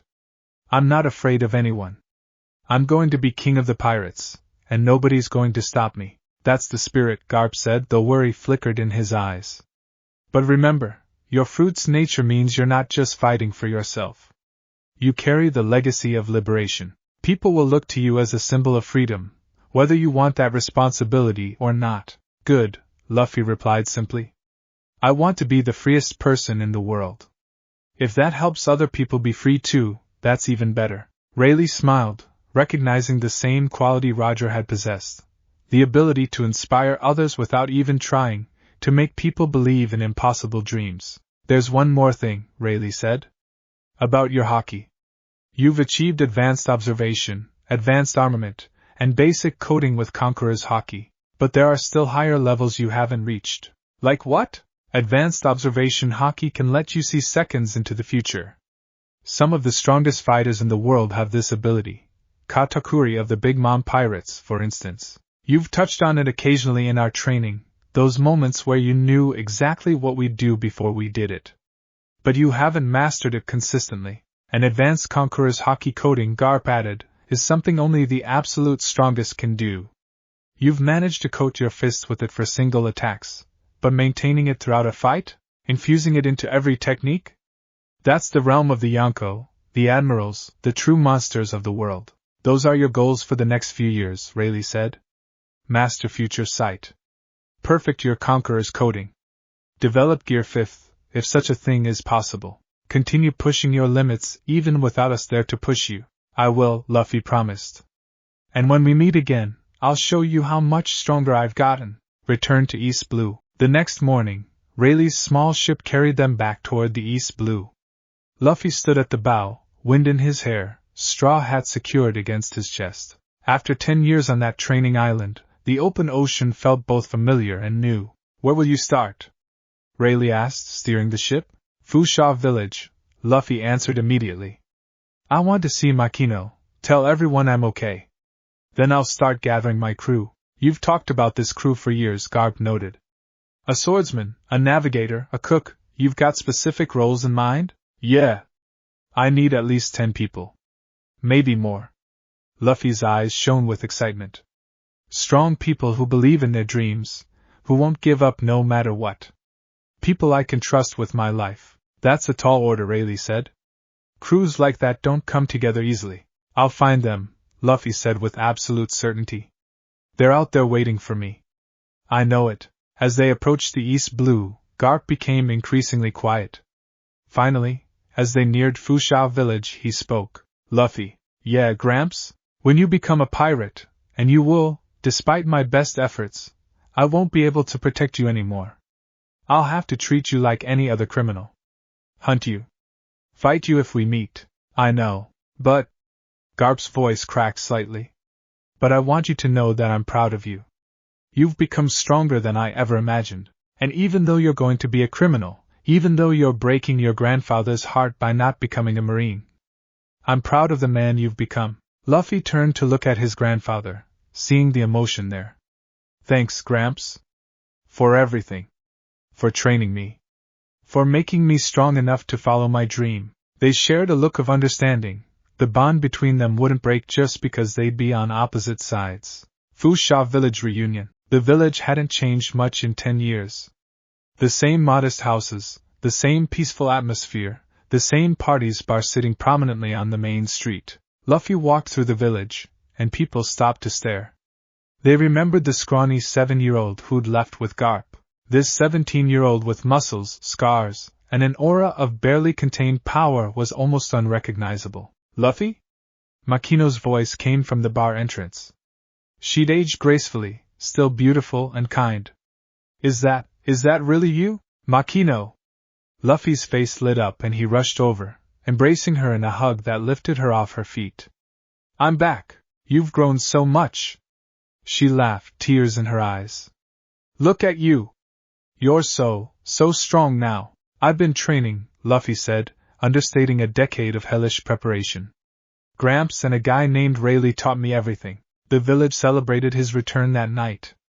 Stories were shared, food was eaten, and Luffy's infectious energy reminded everyone why they'd loved the boy so much. But underlying the celebration was the knowledge that he wouldn't stay. When are you leaving?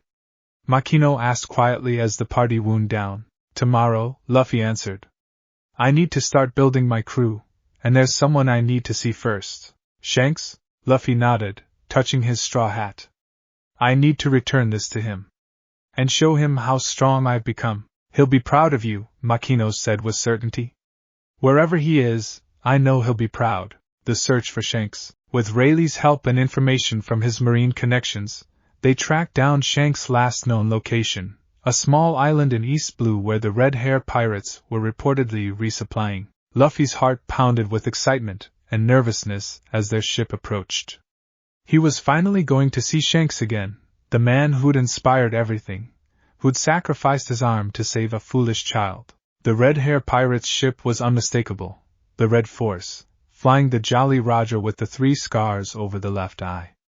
And on the beach, having a party as always, was Shanks' crew. Shanks! Luffy's voice carried across the water. On the beach, the red-haired man turned, eyes widening in disbelief. That voice, it can't be. Luffy's ship pulled up to the beach and he leaped off before it even stopped, hitting the sand running. Shanks! Luffy? Shanks stood up, shock written across his face. You've gotten so big. They stood facing each other, the legendary Yonko and the boy he'd inspired. Except Luffy wasn't a boy anymore. I came to return this, Luffy said, reaching for his straw hat. Wait, Shanks started, but Luffy's grin stopped him. Just kidding. I'm not giving it back yet. I said I'd return it when I became a great pirate, remember? And I'm not there yet. But I will be, Shanks laughed, relief and joy mixing in the sound. You scared me for a second. But look at you. You're practically radiating power. What have you been doing for the past 10 years? Training, Luffy said simply. Gramps and the Dark King Rayleigh taught me everything. Rayleigh? Shanks' eyes went wide. Roger's first mate trained you. Yep. And now I'm ready to start my journey. Luffy's excitement was palpable. I'm going to build my crew, sail the Grand Line, and become king of the pirates. Shanks studied Luffy carefully, and what he saw made him smile. This wasn't just bravado from a teenager. This was genuine confidence backed by real power. He could sense it, the Haki radiating from Luffy, the aura of someone who'd been through countless battles. All right, Shanks said, his tone becoming serious. Show me. Show me how strong you've become. Really? Luffy's eyes lit up. Really? If you're going to be king of the pirates, you need to be able to stand against the Yonko. So come on, attack me with everything you've got. Luffy's grin turned fierce. You asked for it. He activated Gear's second in an instant, his body taking on that pink hue. Then his armament Haki coated his arm, turning it black. And finally, sparks of Conqueror's Haki began to crackle around his fist. Shanks' eyes widened. Advanced Conqueror's Haki? At his age? Goma no Red Rock. Luffy's fist shot forward, igniting with flames and crackling with black lightning. Shanks raised his own Haki-coated arm to block, and when the attacks collided, the shockwave was tremendous. The beach exploded. The ocean churned. The sky itself seemed to ripple from the clash of Conqueror's Haki between them. When the dust settled, both were standing, Shanks with his arm raised in defense, Luffy with his fist still extended. Neither had moved an inch. Incredible, Shanks breathed, lowering his arm. You really have become a monster, Luffy. Shishishi. Told you. Luffy deactivated his transformations, bouncing excitedly. I've gotten way stronger. I can even do this now. He activated his awakening, and suddenly the entire beach turned to rubber. The sand bounced beneath their feet, the rocks became elastic, even the tide seemed to move differently. Shanks' crew was staring in shock. Boss, Ben Beckman said quietly, is that what I think it is? Devil Fruit Awakening, Shanks confirmed, his voice filled with awe and concern. Luffy, do you know what this means? The world government knows I have the Nika fruit, Luffy finished casually. Rayleigh told me everything. I don't care. Let them come. Shanks looked at this teenager, this incredible, monstrous teenager, and made a decision. He walked over and placed his hand on Luffy's head, not in a condescending way, but as a gesture of respect. Luffy, I need you to understand something. The journey you're about to begin is more dangerous than you can imagine. The Grand Line will test you in ways that even your training can't prepare you for. You'll face enemies who've been pirates for decades, who've conquered territories and defeated countless challengers. I know, Luffy said seriously. But I'm not afraid. Good. Because you shouldn't be. Shanks smiled. With your power, your will, and that indomitable spirit, you really could become king of the pirates. You could surpass even Roger. I will surpass him, Luffy said with absolute confidence. I'll find the One Piece, and I'll become the freest person in the world. The red-hair pirates cheered at that declaration, and soon another party was underway, this time celebrating not the return of a child, but the beginning of a legend. As the night wore on, Shanks pulled Luffy aside for a private conversation. There are things you need to know about the Grand Line, Shanks said seriously. About the Yonko, the admirals, the warlords. The power structure of the world. For the next hour, Shanks explained the current state of the pirate world. The four Yonko, himself, Whitebeard, Big Mom, and Kaido, each controlled vast territories in the New World. The 7 warlords of the sea served as government-sanctioned pirates. The Marine's 3 admirals were monsters in human form. And lurking behind it all was the world government, and the mysterious 5 elders. The Yonko are the true rulers of the pirate world, Shanks explained. Whitebeard is called the strongest man in the world.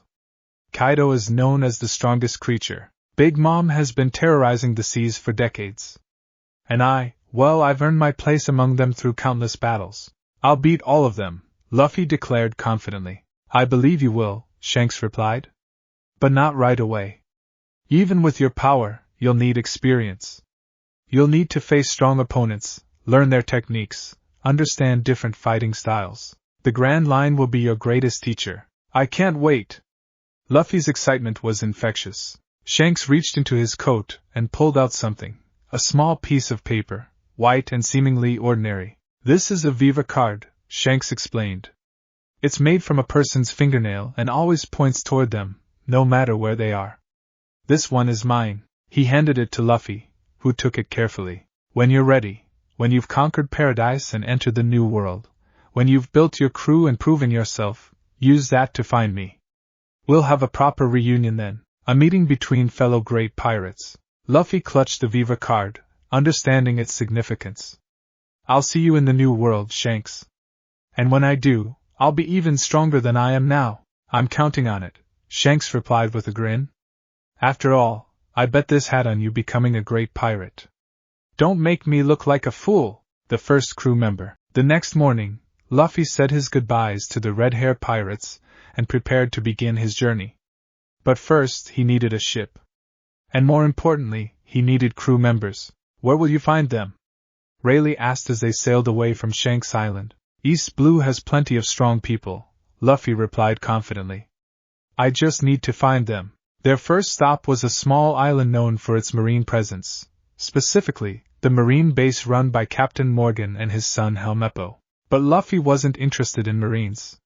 He was interested in the man imprisoned in the courtyard, a pirate hunter named Roronoa Zoro, tied to a post and apparently waiting to be executed. That's him, Luffy said, observing from a distance.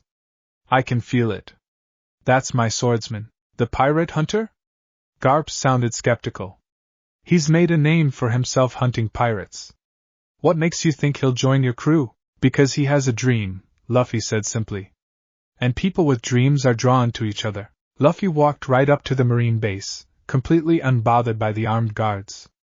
His Conqueror's Haki leaked out unconsciously, and lower-ranked marines collapsed as he passed. Hey! He called out to Zoro. You're Roronoa Zoro, right? The green-haired man opened his eyes, studying Luffy with interest. Despite being tied up and supposedly starving, his gaze was sharp and alert. Who's asking? Monkey D. Luffy. I'm going to be king of the pirates, and I want you to be my swordsman. Zoro blinked. Then he laughed, a harsh, mocking sound. King of the pirates? That's a hell of a dream. But I'm not interested in being a pirate. Why not? Because I have my own dream. I'm going to become the world's greatest swordsman. And I can't do that as a pirate. Why not? Luffy asked again. The world's greatest swordsman should sail with the king of the pirates, right? It makes perfect sense. Before Zoro could respond, a commotion erupted from the base. Captain Morgan had arrived, his massive axe hand gleaming in the sunlight. "Who dares approach my base?" Morgan roared. Luffy turned to face him, unimpressed. "I'm here for Zoro. I'm taking him with me. You think you can just waltz in here and take my prisoner?" Morgan's face turned red with rage. "I'm Captain Morgan. I'm the greatest." Luffy's Conqueror's Haki pulsed once. Morgan, his son Helmeppo, and every marine in the courtyard except a few officers collapsed instantly, foam bubbling from their mouths. Zoro stared in shock. What did you just do?" "Conqueror's Haki," Luffy explained casually, walking over to untie Zoro. "It knocks out people with weak wills. Useful for clearing out crowds." That's insane," Zoro muttered as the ropes fell away. He rubbed his wrists, testing his mobility. "You're clearly incredibly strong. But I still don't want to be a pirate. What if I told you that sailing with me is the best way to achieve your dream?" Luffy asked. "The world's greatest swordsman, Dracula Mihawk, sails the Grand Line. You'll never reach him staying in East Blue, but if you join my crew, we'll sail to the Grand Line together. You can fight the strongest swordsman in the world." Zoro hesitated. The logic was sound, and something about this strange boy intrigued him. He could sense power radiating from Luffy, real, genuine power that reminded him of the few truly strong people he'd encountered. "What about my swords?" Zoro asked. "That brat Helmeppo took them. I'll get them back," Luffy said confidently. He walked over to where Helmeppo had collapsed and picked up 2 swords. "These them? That's only 2. I used 3 swords." "3 swords? That's so cool." Luffy's eyes lit up. "Where's the 3rd one?" "He supposedly had it in his private quarters," Zoro said. "But those aren't just any swords. One of them is the Wado Ikemanji," came a voice from behind them. They turned to see a young woman with glasses, a marine officer who hadn't been knocked out by the Conqueror's Haki. "I'm Lieutenant Commander Ririka," she said, holding a white sheath sword. "This blade belonged to my friend, a swordswoman who died in an accident. Before she died, she made me promise that this sword would go to Roronoa Zoro if he ever came to this base." She held the sword out to Zoro, who took it reverently. "Kuina," Zoro whispered, recognizing the blade. "Thank you for keeping this safe. Are you really going to become the world's greatest swordsman?" Ririka asked. "I am," Zoro said firmly. "I swore to her that I would. That my name would reach the heavens." "Then go," Ririka said. "Sail with this man. Achieve your dream." Zoro looked at the 3 swords in his hands, then at Luffy, then back at the swords. Finally, he made his decision. "All right. I'll join your crew, Monkey D. Luffy. But on one condition, don't ever do anything to get in the way of my dream. If you do, I'll cut you down myself." Luffy's grin could have lit up the world. "Deal. Welcome to the crew, Zoro." And just like that, the Straw Hat Pirates were born. Setting sail, Garp and Rayleigh watched from a distance as Luffy and Zoro commandeered a small boat from the Marines. Nothing fancy, just a simple vessel to get them started. "So it begins," Rayleigh said quietly. "The journey of Monkey D. Luffy. He's too strong," Garp muttered. "The East Blue won't provide any challenges for him. Even the Grand Line's first half will be too easy." "Maybe," Rayleigh acknowledged. "But strength isn't everything. He'll learn about leadership, about trust, about the responsibilities of being a captain.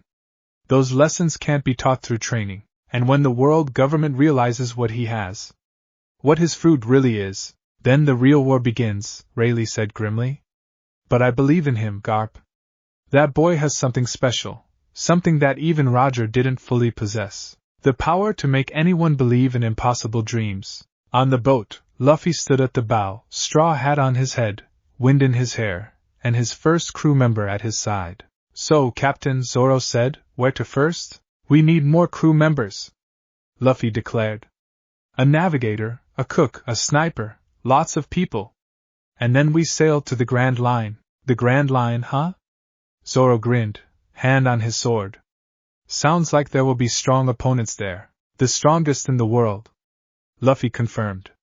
"Pirates, Marines, warlords, admirals, Yonko, we'll face them all." "Good," Zoro replied. "I need strong opponents to test myself against if I'm going to become the greatest." As their small boat sailed away from the marine base, toward adventures unknown, both Luffy and Zoro felt the same thing, anticipation. The journey was just beginning, and the world had no idea what was coming. Behind them, Garp wiped his eyes quickly, pretending it was just the sea spray. Rayleigh smiled knowingly but said nothing. "Take care of yourself, you stupid brat," Garp whispered. "And change the world." The small boat rocked gently on the waves as Luffy and Zoro sailed away from Captain Morgan's base. The newly formed Straw Hat Pirates, all 2 of them, were in high spirits, though their vessel left much to be desired. "We need a better ship," Zoro observed, eyeing the rickety boat with skepticism. "This thing won't survive a real storm." "We'll get one," Luffy said cheerfully, lying back with his hands behind his head. "But first, we need more crew members." "Can't have a pirate crew with just 2 people. How many are you planning to recruit?" "At least 10. Maybe more." Luffy's eyes sparkled with excitement. "A navigator who can guide us anywhere, a sniper who never misses, a cook who can make the best meat, a doctor who can fix anything, a shipwright who can build the best ship ever, a musician because every adventure needs music." "That's ambitious," Zoro interrupted, but he was smiling. There was something infectious about Luffy's enthusiasm. "And where exactly do you plan to find all these people?" "They're out there," Luffy said with absolute confidence. "Waiting for us. I can feel it." Their conversation was interrupted by a commotion in the distance. A small dinghy was being tossed by the waves, and standing in it was a young woman with orange hair, frantically trying to row against the current. "Help! Somebody help!" Her voice carried across the water. "Someone's in trouble!" Luffy immediately stood up, his body already stretching. "Gomu Gomu no rocket!" He grabbed the mast of their boat and launched himself through the air like a missile, landing perfectly in the dinghy next to the startled woman. "Hi! I'm Luffy!" The woman jumped back, nearly falling overboard. "What the? How did you? Who are you?" "I said I'm Luffy. You looked like you needed help." "Ah, yes, I do." The woman's eyes darted around nervously. "There's a pirate ship chasing me. They're going to kill me if they catch me." Luffy looked back and saw a large pirate vessel bearing down on them, skull and crossbones flying from the mast. "Why are they chasing you?" "I might have stolen some of their treasure," the woman admitted sheepishly. "I'm Nami, by the way. Professional thief. And if you help me escape, I'll split the treasure with you." "I don't care about treasure," Luffy said simply. "But I can't let pirates hurt a woman. That's just wrong." The pirate ship pulled alongside them, and a fat man with an iron mace leaned over the railing. "There you are, you little thief! Hand over my treasure or I'll smash you flat." "Iron Mace Alvida," Nami whispered fearfully. "She's famous in East Blue for being cruel and violent." Luffy looked up at Alvida, his expression completely unimpressed. "Are you bullying this girl?" "Bullying?" Alvida's face turned red with rage. "She stole from me.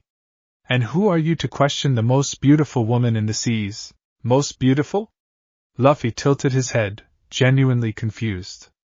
"But you're really ugly," the entire pirate crew gasped. Alvida's face went from red to purple with rage. "What did you say?" She swung her massive iron mace down at Luffy with enough force to shatter the dinghy. Luffy didn't move. Didn't dodge.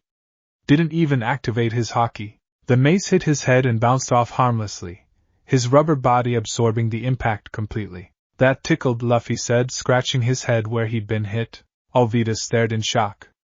Her crew stared in shock. Nami stared in shock. You're a devil fruit user?" Alvida stammered. "Yep. I ate the Gomu Gomu no Mi. Wanna see something cool?" Luffy's arms stretched back impossibly far. "Gomu Gomu no pistol!" His fist rocketed forward, not even using Haki, barely even trying, and hit Alvida square in the face. The impact sent her flying backward, crashing through the mast of her own ship and landing unconscious on the deck. One punch. One casual, barely powered punch, and the terror of East Blue was defeated. The pirate crew immediately panicked, abandoning ship and diving into the water to escape this monster who just destroyed their captain. "That was incredible," Nami breathed, staring at Luffy with wide eyes. "You're incredibly strong." "Not really," Luffy said modestly. "That lady was super weak. Real pirates are way stronger." Weak? She had a 50 million buried bounty. 50 million? Luffy seemed surprised. That's nothing. In the Grand Line, there are pirates with bounties over 1 billion. Nami's jaw dropped. A billion? Zoro had sailed their boat over and was now standing beside them, equally unimpressed by the display. The captain's being modest. He's a lot stronger than he's showing. Captain? Nami looked between them. You two are a pirate crew? The Straw Hat Pirates. Luffy declared proudly. And you're going to be our navigator. What? I never agreed to that, but you're a navigator, right? I can tell. And we need a navigator. Luffy's logic was simple and direct. So join our crew. I'm not a pirate. I steal from pirates. Nami protested. I have my own goals, my own reasons for needing money. Okay, Luffy said, completely unbothered. You can still join us. What do you need the money for? Nami hesitated, clearly torn. It's complicated.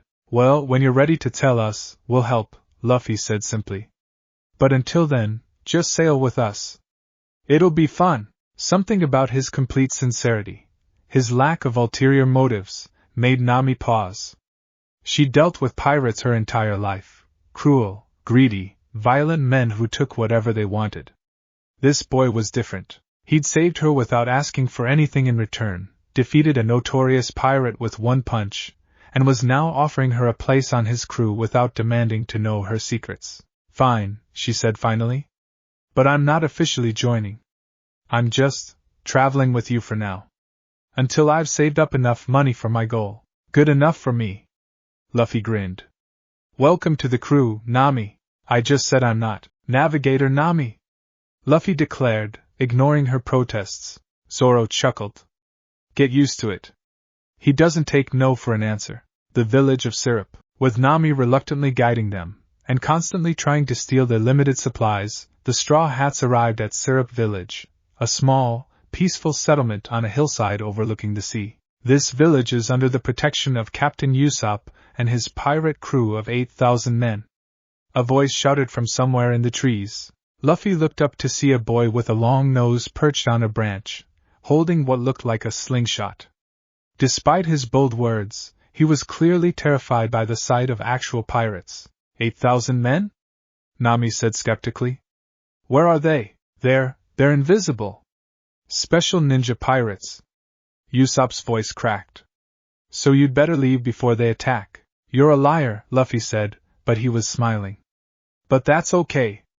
I'm Luffy, and I'm going to be king of the pirates. Usopp nearly fell out of the tree. King of the pirates? That's the most ridiculous thing I've ever heard. Even more ridiculous than my lies. It's not a lie though, Luffy said seriously. It's my dream. And I never give up on my dreams. Something in Luffy's tone made Usopp stop and really look at him. This wasn't just some kid spouting nonsense. There was genuine conviction there, genuine power radiating from this straw hat-wearing stranger. I'm Usopp, the long-nosed boy said, climbing down from the tree more carefully. And I'm a brave warrior of the sea. Or I will be, once I leave this village. Why don't you leave? Luffy asked curiously. Because I can't, Usopp admitted quietly. I tell everyone stories about being a great pirate captain, but the truth is I'm too scared. What if I'm not strong enough? What if I fail? Then you get stronger and try again, Luffy said simply.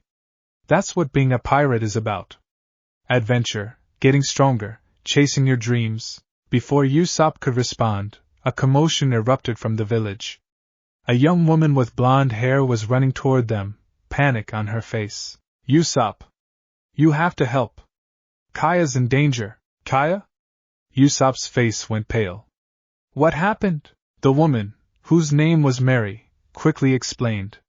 Kaya, a wealthy but sickly girl who Usopp visited daily to tell stories, was being manipulated by her butler Klahadore. But Klahadore was actually Captain Kuro, a notorious pirate who'd faked his own death years ago and was now planning to kill Kaya and steal her fortune. We have to stop him, Usopp declared, though his legs were shaking. Kaya's my friend. I can't let anything happen to her. We'll help, Luffy said immediately. What? Why would you help us? Usopp asked, surprised. Because you're going to be our sniper, Luffy said matter-of-factly. And because protecting people is what pirates do. Real pirates, anyway. I don't know if I can help much in a fight, Usopp admitted.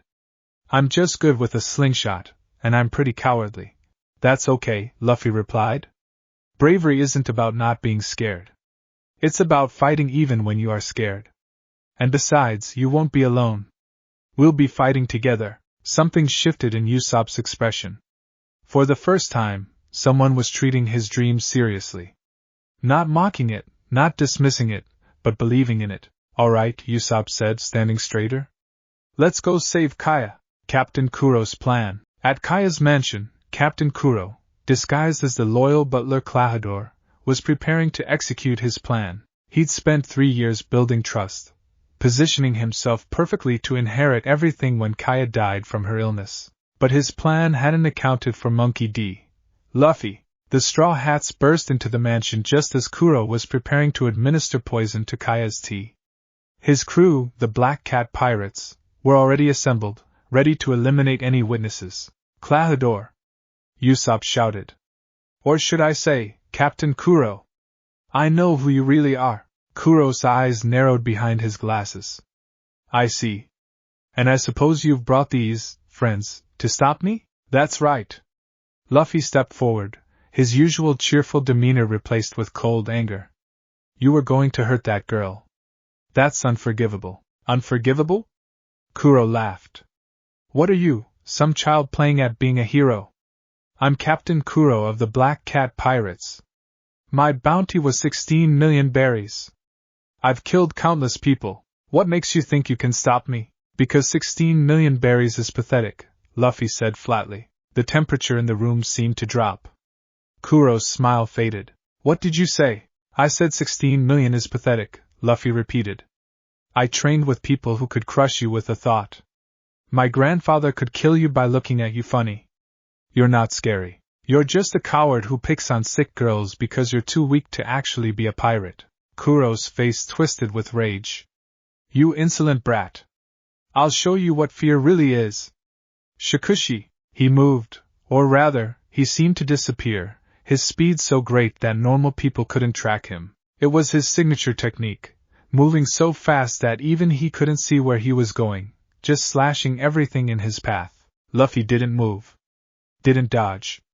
Just stood there, his observation Haki casually tracking every movement. Kuro appeared behind him, cat claws extended for a killing blow. Too slow, Luffy said. His armament Haki-coated fist moved in a blur, catching Kuro's attack mid-strike. The sound of metal screeching against hardened Haki filled the room. What? How did you? Kuro's eyes widened in disbelief. I told you. You're weak. Luffy's grip tightened, and the cat claws shattered. Gomu Gomu no pistol. A single punch, barely powered, not even using gear second or advanced techniques. Just a basic punch with basic armament Haki. It was enough. Kuro flew backward, crashing through 3 walls before finally stopping, unconscious and broken. His entire crew stared in shock and terror. Anyone else? Luffy asked, his voice still cold. The Black Cat Pirates immediately threw down their weapons and surrendered. That was incredible, Usopp breathed. You beat Captain Kuro like he was nothing. He was nothing, Zoro commented, not even having drawn his swords. The captain could have beaten him with his eyes closed. Kaya, who'd witnessed everything from her bed, was staring at Luffy with tears in her eyes. Thank you, you saved my life. It's what pirates do, Luffy said, his cheerful demeanor returning. Well, real pirates anyway. Over the next few days, while Kaya recovered from the shock and Kuro's crew was handed over to the Marines, the Straw Hats stayed in the village. Kaya, grateful for being saved, offered them anything they wanted. We need a ship, Luffy said immediately. A good one that can make it to the Grand Line. I can do better than that, Kaya said with a smile. Mary, show them the Going Merry. What they were shown was a beautiful caravel with a sheep figurehead, the Going Merry, built by Kaya's family's best shipwrights. It wasn't the largest ship, but it was well crafted and perfect for a small crew. It's perfect, Luffy declared, his eyes shining. Thank you, Kaya. As they prepared to leave, Usopp approached Luffy hesitantly. Hey, about that offer to join your crew. You want to come? Luffy asked hopefully. Ah, yes, Usopp said, standing straighter. I want to be a brave warrior of the sea. And I think sailing with you guys is how I'll become one. You make me want to be braver. Then welcome to the crew. Luffy's grin was massive. You're our sniper now, Usopp. Wait, you guys actually want me? Even though I'm weak and cowardly? You're not that weak, Zoro commented. And cowardice can be overcome.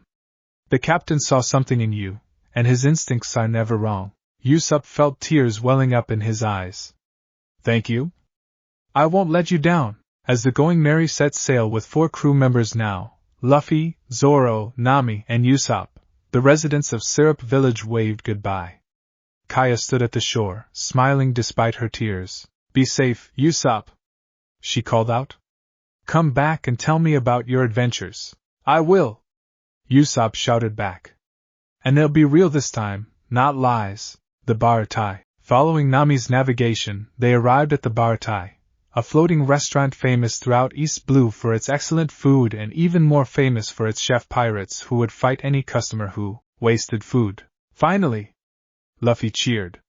Real food. I'm starving. You're always starving, Nami muttered, but she was smiling. The Baratie was magnificent, a fish-shaped restaurant floating on the ocean, with a reputation for serving the best cuisine in East Blue. The owner, Red Legs F, was a former pirate who'd given up the life to run the restaurant. Inside, the dining room was packed with customers. But Luffy's attention was immediately drawn to one table where a blonde man in a suit was fighting off several customers who'd apparently insulted his cooking. Trash. The blonde man kicked one customer into a wall. You dare insult my cooking? Food is sacred. I like him, Luffy said immediately. He's passionate about cooking. He's going to be our cook. You can't just decide that. Nami protested. He works here. Not for long, Luffy said confidently, walking over to the blonde chef. Hey!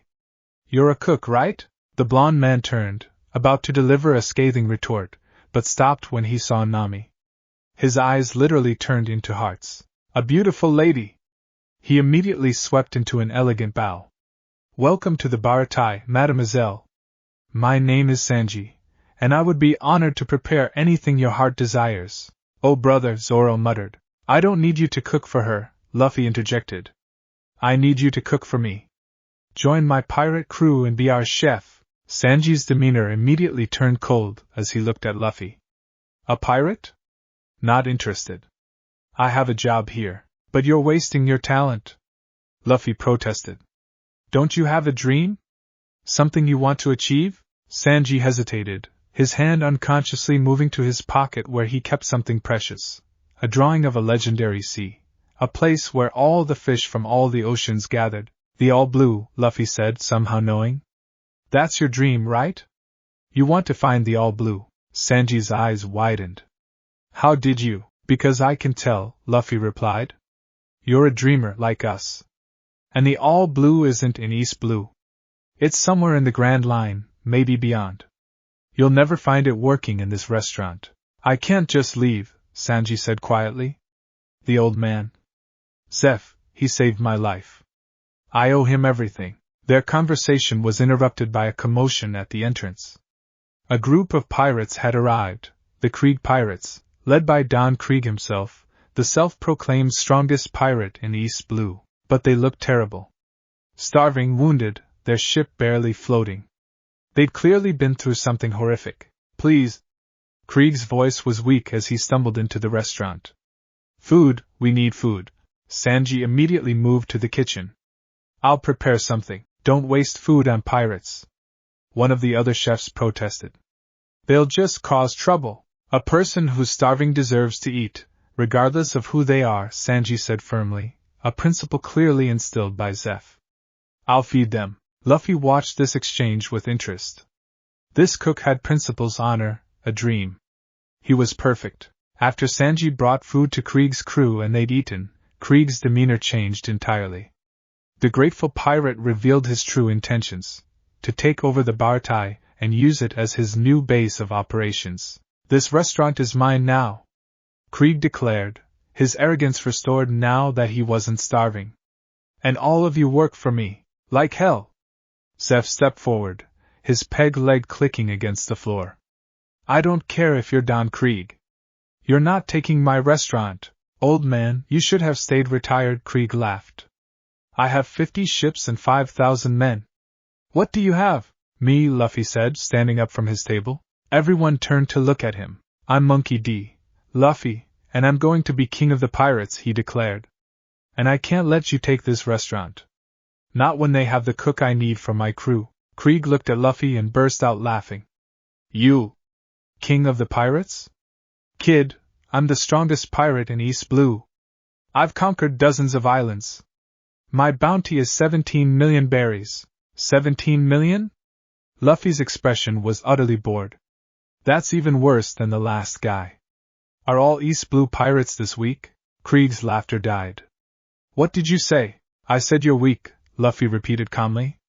You talk big, but I bet you've never even left East Blue. You've never faced real pirates. Real monsters. You're just a big fish in a tiny pond. I'll show you weak. Krieg roared, activating his weapons. His armor was loaded with hidden guns, bombs, spikes, poison gas, and every other dirty trick imaginable. Pathetic, Luffy said. He didn't activate Gear Second. Didn't coat his fist in Haki. Didn't use any advanced techniques. Gomu Gomu no bazooka. His palm strike hit Krieg's armor dead center. The sound of metal crumpling filled the restaurant. Krieg flew backward, crashing through the wall and landing in the ocean, his armor too heavy to let him swim. One attack. One basic, unpowered attack, and the strongest pirate in East Blue was defeated. The restaurant was completely silent. Anyone else want to try? Luffy asked Krieg's crew. They immediately fled, diving into the water to escape this monster. Sanji stared at Luffy with his mouth hanging open. You just beat Don Krieg with one hit. Like I said, he was weak, Luffy replied, sitting back down at his table. Now about joining my crew. I'll do it, Sanji interrupted. I'll join your crew. Really? Luffy's face lit up. Yeah. You're clearly going places. Strong enough to beat Krieg like he was nothing, confident enough to declare you'll be king of the pirates. Sanji lit a cigarette, his hands shaking slightly. If I stay here, I'll never find the All Blue. But with you, maybe I actually have a chance. He turned to Zeph, who was watching the exchange with a complex expression. Old man, Go, Zeph interrupted gruffly. You've been ready to leave for years now. I've just been too selfish to let you. Go find your All Blue, you damn brat. Sanji's eyes glistened with tears, but he blinked them back. Thanks, old man. For everything. Don't make me regret feeding you for all those years, Zeph replied, but there was pride in his voice. And kid, he looked at Luffy, you better take care of my sous chef, or I'll hunt you down myself. I promise, Luffy said seriously. He's my crew. I'll protect him with my life. Something in Luffy's tone made Zeph nod with satisfaction. This kid might be monstrously strong, but he had a good heart. Arlong Park, with their crew now numbering 5, Luffy, Zoro, Nami, Usopp, and Sanji, the Going Merry sailed toward their next destination. But Nami had become increasingly tense, her usual cheerful demeanor replaced with barely concealed anxiety. Finally, she broke down and told them the truth. Her village, Kokoyashi Village, was under the control of Arlong, a fisherman pirate who'd enslaved the entire population. Arlong had killed her adoptive mother and forced Nami to join his crew as a cartographer, promising that if she could gather 100 million berries, he'd free her village. But he'll never keep that promise, Nami said, tears streaming down her face. He's been stealing my money, ensuring I can never reach that goal. My village is suffering, and I can't do anything about it. I'm too weak to fight him. Then we'll fight him for you, Luffy said simply. What? No. You don't understand. Arlong and his crew are fishmen. They're 10 times stronger than humans in water. And Arlong himself has a 20 million berry bounty. He's 20 million? Luffy interrupted. That's still nothing. Luffy, this isn't a joke. People have died trying to stop Arlong. I'm not joking. Luffy's expression was completely serious. You're my crew. my nakama. And nobody hurts my nakama. So we're going to Arlong Park, and I'm going to beat him up. Just like that, just like that. Something in Luffy's absolute confidence, his complete lack of doubt, made Nami break down completely. For years she'd carried this burden alone, convinced that nobody could help her. But now, thank you, she whispered. Thank you so much. When they arrived at Arlong Park, the fishmen were immediately hostile. Arlong himself, a saw-shark fisherman with a distinctive saw-like nose, emerged from his fortress with a cruel smile. Well, well, Arlong said, his shark teeth gleaming. Nami's brought some humans to play. How amusing. Did you think you could defeat us? We fishmen are the superior race. Each of us is worth 10 of you weaklings. Are you done talking? Luffy asked, sounding bored. Excuse me? I asked if you were done talking. Luffy stepped forward. Because I'm going to beat you up now, and I wanted to make sure you got all your villain speeches out first. Arlong's face turned red with rage. You insolent, I'll bite you in half. Shark on darts. He charged at Luffy with his mouth open, razor-sharp teeth ready to tear flesh. It was an attack that had killed dozens of people. Luffy didn't dodge. He caught Arlong's mouth with both hands, stopping the attack completely. Weak, Luffy said. Then his hands turned black with armament Haki, and he started to pull. The sound of cracking bones filled the air as Luffy tore Arlong's mouth apart, shattering his teeth and breaking his jaw. Arlong screamed in agony, stumbling backward. His crew stared in absolute horror. You broke his teeth, one fisherman stammered. That's impossible. They can regenerate. Not if I break them hard enough, Luffy replied. He looked at Arlong's fortress, Arlong Park, a symbol of oppression that had terrorized this village for years. Gear 3rd, Gigant Pistol. Luffy bit his thumb and blew air into his arm, inflating it to enormous size. Then, coated in armament Haki, he punched. The entire fortress exploded. Not just collapsed, exploded into fragments. Years of Arlong's tyranny, destroyed in a single punch. The fishman crew immediately surrendered, too terrified to continue fighting. Arlong himself was unconscious, his legendary strength meaning nothing against someone who'd trained with legends. Nami stared at the ruins of Arlong Park, tears streaming down her face. It's over, it's really over. The villagers emerged from their homes, seeing the destruction, seeing their oppressor defeated. They cheered, they cried, they celebrated their freedom. Thank you, Nami said to Luffy, her voice thick with emotion. Thank you for saving us. You're my navigator, Luffy replied with his trademark grin. Of course I'd save you. That's what crews do. I want to officially join, Nami said. No more pretending I'm just traveling with you. I want to be a real member of the Straw Hat Pirates. You already were, Luffy said. From the moment I met you. I knew you'd join us. That night, the village threw a massive celebration. The Straw Hat Pirates were treated as heroes, with food and drink flowing freely, and for the first time in years, Nami smiled without any hidden pain behind it. Mocktown, the end of the beginning. Their final stop before the Grand Line was Mocktown, the city where Gold, Roger, the Pirate King, had been born and executed. It was a place of legend, where history had been made. I want to see it, Luffy said as they docked. The execution platform where the Pirate King died. The city was bustling, marines everywhere due to its strategic importance as the gateway to the Grand Line. But Luffy walked through the streets without fear, his crew following behind. At the execution platform in the town square, Luffy stared up at the wooden structure where Roger had smiled before his death and declared the existence of the One Piece. This is where it all started, Luffy said quietly. Where he kicked off the great pirate era. And where we'll begin our journey to follow in his footsteps, Zoro added, hand on his sword. But their peaceful observation was interrupted by a familiar voice. Luffy! They turned to see Garp standing there, along with a squad of marines. But Garp's expression wasn't angry. It was proud, even if he tried to hide it. Gramps? Luffy called out happily. Don't Gramps me, you brat! You've become a pirate! Do you know how much paperwork you've caused me? Garp's fist came flying at Luffy's head. The fist of love connected, and Luffy actually felt it despite his rubber body. Oh wow! Why does it still hurt? Because I'm your grandfather. My punches are fueled by love and disappointment. The Marines stared in confusion at this exchange. Their legendary Vice Admiral was related to this pirate? Wait, one Marine whispered. Vice Admiral Garp is his grandfather? Shut up! Garp roared at them. Then he turned back to Luffy, his expression becoming serious. You've made your choice. You're a pirate now, which means the next time we meet, I'll have to treat you like any other criminal. I know, Gramps, Luffy replied, equally serious. But I'm not going to stop. I'm going to become king of the pirates, no matter what. I know, Garp said quietly. And God help the world when you do. He turned to leave, then paused. One more thing, someone else wanted to see you. From the crowd emerged Rayleigh, smiling his knowing smile. Old man! Luffy's face lit up. Hello, Luffy. I had to see you off before you entered the Grand Line.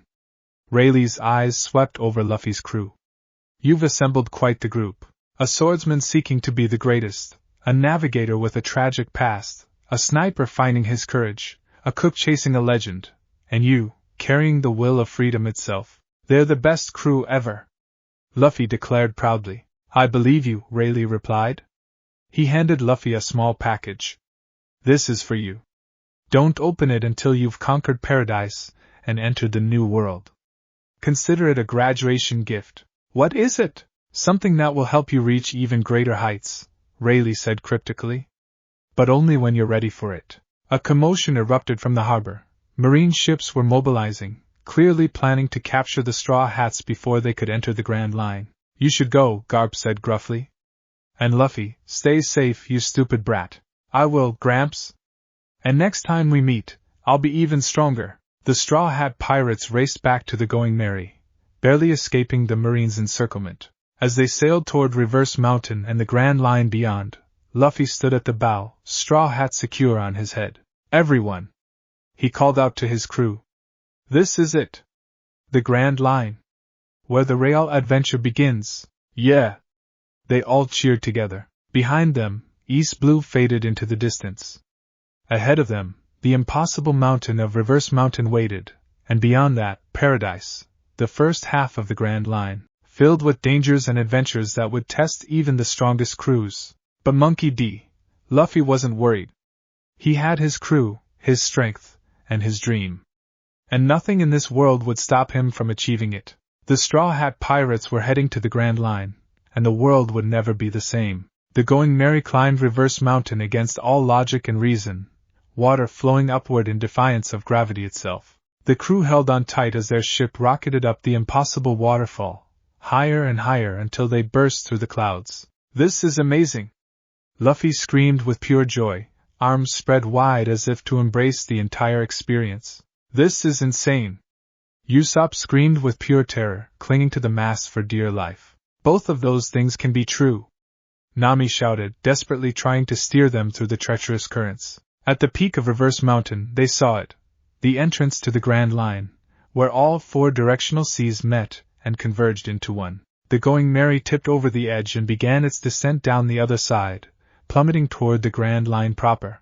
That's when they saw the mountain. Not a mountain of stone, but a mountain of flesh, an impossibly massive black shape breaching the surface directly in their path. Island Eater Laboon! Nami shrieked, recognizing the legendary whale from navigation books. We're going to crash right into him. No, we're not! Luffy had already moved to the front of the ship.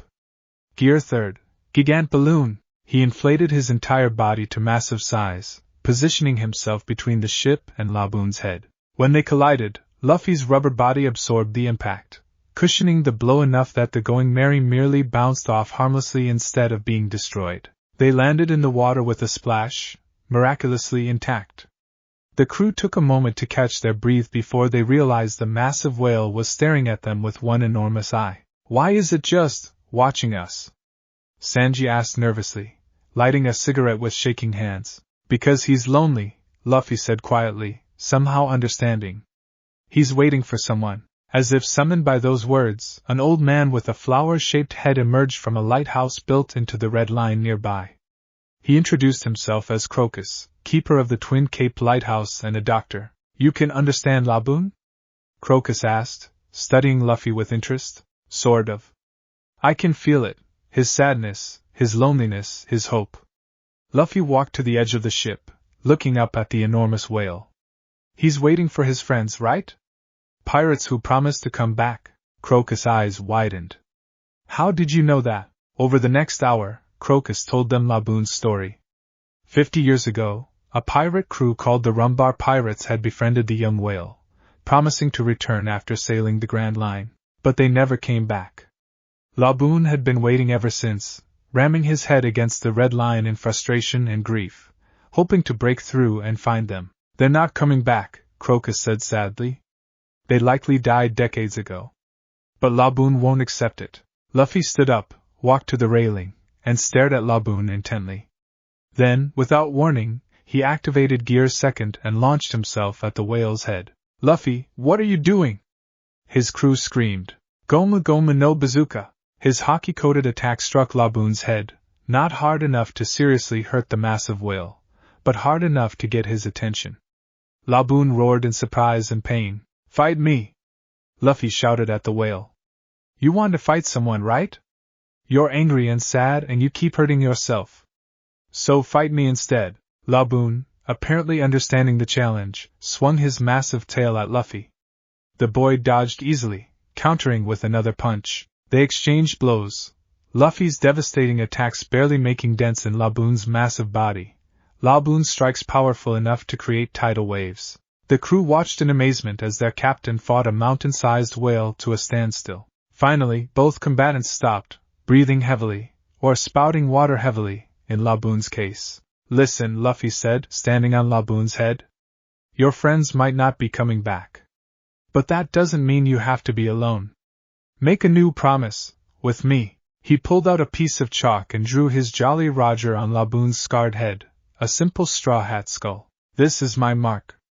It's a promise that I'm coming back, Luffy declared. We're going to sail the Grand Line, all the way around. And when we come back here, we'll tell you about everything we've seen, so you have to wait here and keep this mark safe until we return. Deal? Laboon stared at Luffy with his enormous eye, then let out a cry of understanding, a sound that echoed across the ocean like a song of hope. He accepts, Crocus said, smiling for the first time. You've given him something to wait for besides ghosts. As they prepared to leave, Crocus examined their crew more carefully. You're heading into paradise with just 5 people? That's bold. Most crews that enter the Grand Line have at least 20 members. We'll get more, Luffy said confidently. But these 5 are enough to take on anyone. Maybe, Crocus said, clearly skeptical. Then his eyes focused on Luffy more intently. There's something about you, boy. Your aura, it reminds me of someone I knew long ago. Who? The man I used to sail with. GOLD, Roger. The entire crew froze. You sailed with the Pirate King? Nami stammered. I was his ship's doctor for 3 years, Crocus confirmed. And this boy, he pointed at Luffy, has the same presence Roger did. The same ability to make people believe in impossible things. That's because I'm going to be king of the pirates, Luffy declared. I'm going to surpass Roger, Crocus laughed. Bold words. But you know what? I believe you might actually do it. He handed Nami a log pose, a special compass necessary for navigating the Grand Line. You'll need this. The Grand Line doesn't follow normal magnetic rules. As they set sail, Crocus called out one last warning. The Grand Line is divided into 7 paths from here. Choose carefully, because whichever island you visit first will determine your entire route through paradise. Whiskey Peak, the first test. Following their log pose, the Straw Hats arrived at Whiskey Peak as night fell. The island seemed welcoming, a town full of cheerful people who immediately began celebrating the arrival of new pirates. Food, drink, entertainment for our honored guests, the mayor, Igarappoi, declared grandly. The crew partied enthusiastically, all except Luffy, who sat quietly observing. His observation Haki was picking up something off about this town. Everyone was too friendly, too eager, and there was an undercurrent of malicious intent. They're planning something, Luffy thought, eating his meat while staying alert.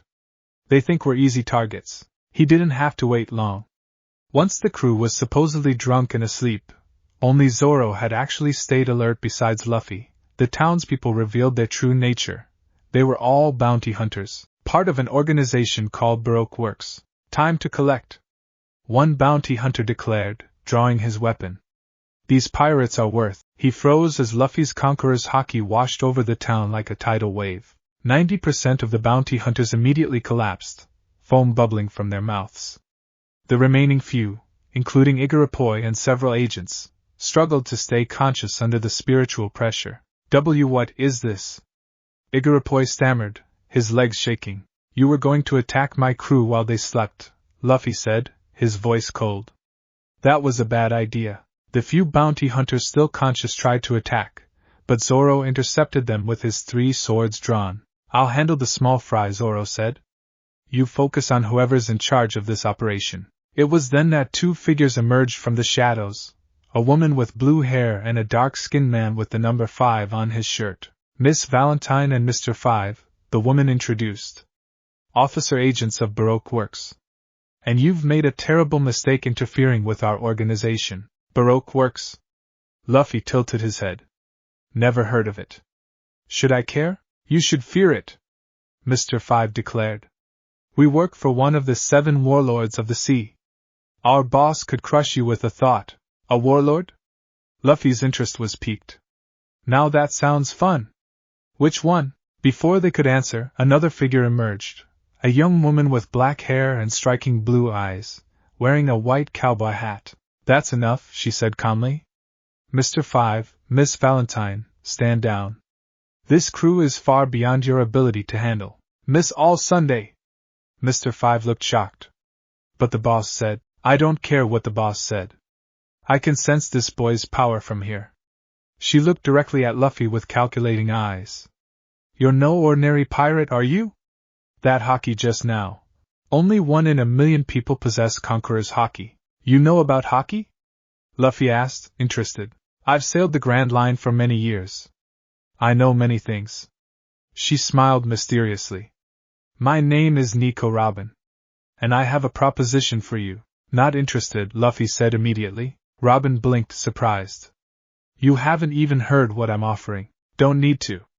You work for someone who uses bounty hunters to attack sleeping pirates.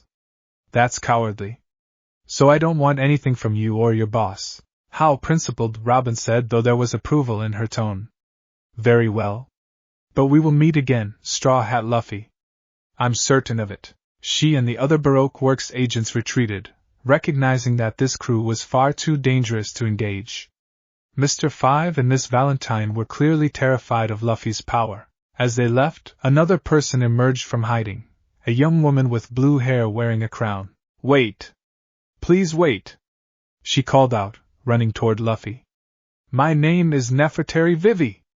I'm a princess of Alabasta Kingdom, and I need your help. The Alabasta conspiracy. Inside a building they'd commandeered, Vivi explained her situation. Alabasta, her kingdom, was being torn apart by civil war. But the war wasn't natural. It was being orchestrated by Baroque Works and its mysterious leader, Mr. Zero, who was actually Sir Crocodile, one of the 7 warlords of the sea. Crocodile plans to take over Alabasta, Vivi explained, tears in her eyes. He's been manipulating events for years, turning my father's people against him. And when the kingdom is weak enough, he'll swoop in as a savior and take control. Millions will die in the civil war. That's terrible, Nami said, genuinely horrified. And you infiltrated Baroque Works to learn this? Luffy asked. Vivi nodded. Along with Igaram, my bodyguard disguised as the mayor. But now that we know the truth, Crocodile will hunt us. We need to get back to Alabasta and stop him, but we can't do it alone. So you want us to help you stop a warlord, Zoro said flatly. That's a tall order. I know. And I have nothing to offer you except my gratitude. But please, I'm begging you. My country is dying. The crew looked at each other uncertainly. Taking on a warlord was serious business. Even in East Blue they'd heard stories about how powerful these government-sanctioned pirates were. But Luffy was smiling. Sounds fun. Let's do it. What? The crew shouted, except Zoro, who just smirked. Luffy, this is a warlord. Nami protested. Not some East Blue pirate. These are people who've conquered parts of the Grand Line. They're monsters. So am I, Luffy replied simply. And besides, Vivi needs help. She's a good person trying to save her country. How can we say no to that? The captain's right, Zoro agreed. If we're going to be the greatest pirate crew in the world, we can't run from strong opponents. Plus, Sanji added, lighting a cigarette, I can't stand the thought of a lady crying. If helping her means fighting a warlord, so be it. I guess if we're all in agreement. Usopp said nervously, though he was clearly terrified. Vivi stared at them, tears streaming down her face. Thank you? Thank you so much. Don't thank us yet, Luffy said seriously. Crocodile is strong, right? Strong enough to be a warlord. This will be a real fight. You sound excited about that, Nami observed. I am. Luffy's grin was fierce. I've been fighting weaklings since we entered the Grand Line. I want to test myself against someone actually strong. Little Garden, Giants and Baroque Works. Their journey to Alabasta required several stops as their log pose adjusted. The first was Little Garden, a prehistoric island where dinosaurs still roamed. Dinosaurs! Luffy's eyes sparkled with excitement. I want to catch one and keep it as a pet. No!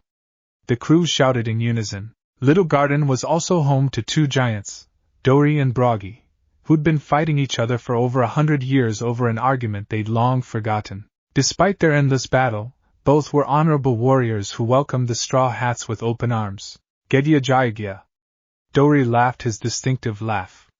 It's been decades since we've had visitors. Gabababa. Baratie matched his laugh. Come. Drink with us. Luffy, fascinated by the giants, immediately bonded with them. You guys are so cool.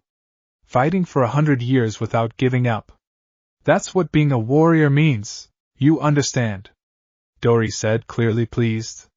Most people think our battle is foolish. But we fight for honor. For pride. For the joy of combat against a worthy opponent. Their celebration was interrupted by more Baroque Works agents, Mr. 3 and Miss Golden Week, sent to eliminate the Straw Hats and the Giants. Mr. 3's devil fruit power allowed him to create wax constructions, and he quickly trapped Dory, Baratie, and most of the Straw Hats in a massive wax structure that was hardening like steel. Candelabra! Mr. 3 declared triumphantly. My wax is harder than steel. There's no escape. Wax? Luffy said from inside his wax prison.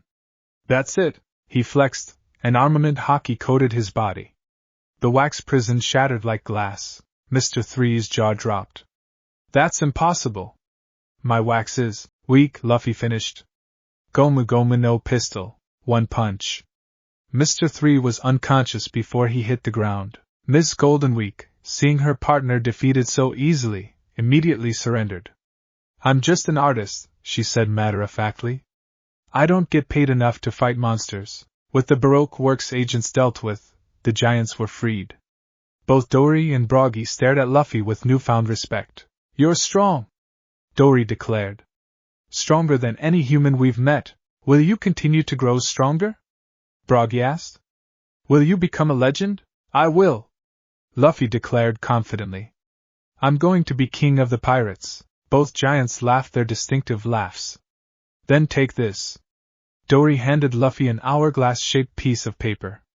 This is a Viva card pointing to Elbaf, the warrior kingdom of the giants. If you ever need the aid of warriors, follow this card and we'll help you. Thank you?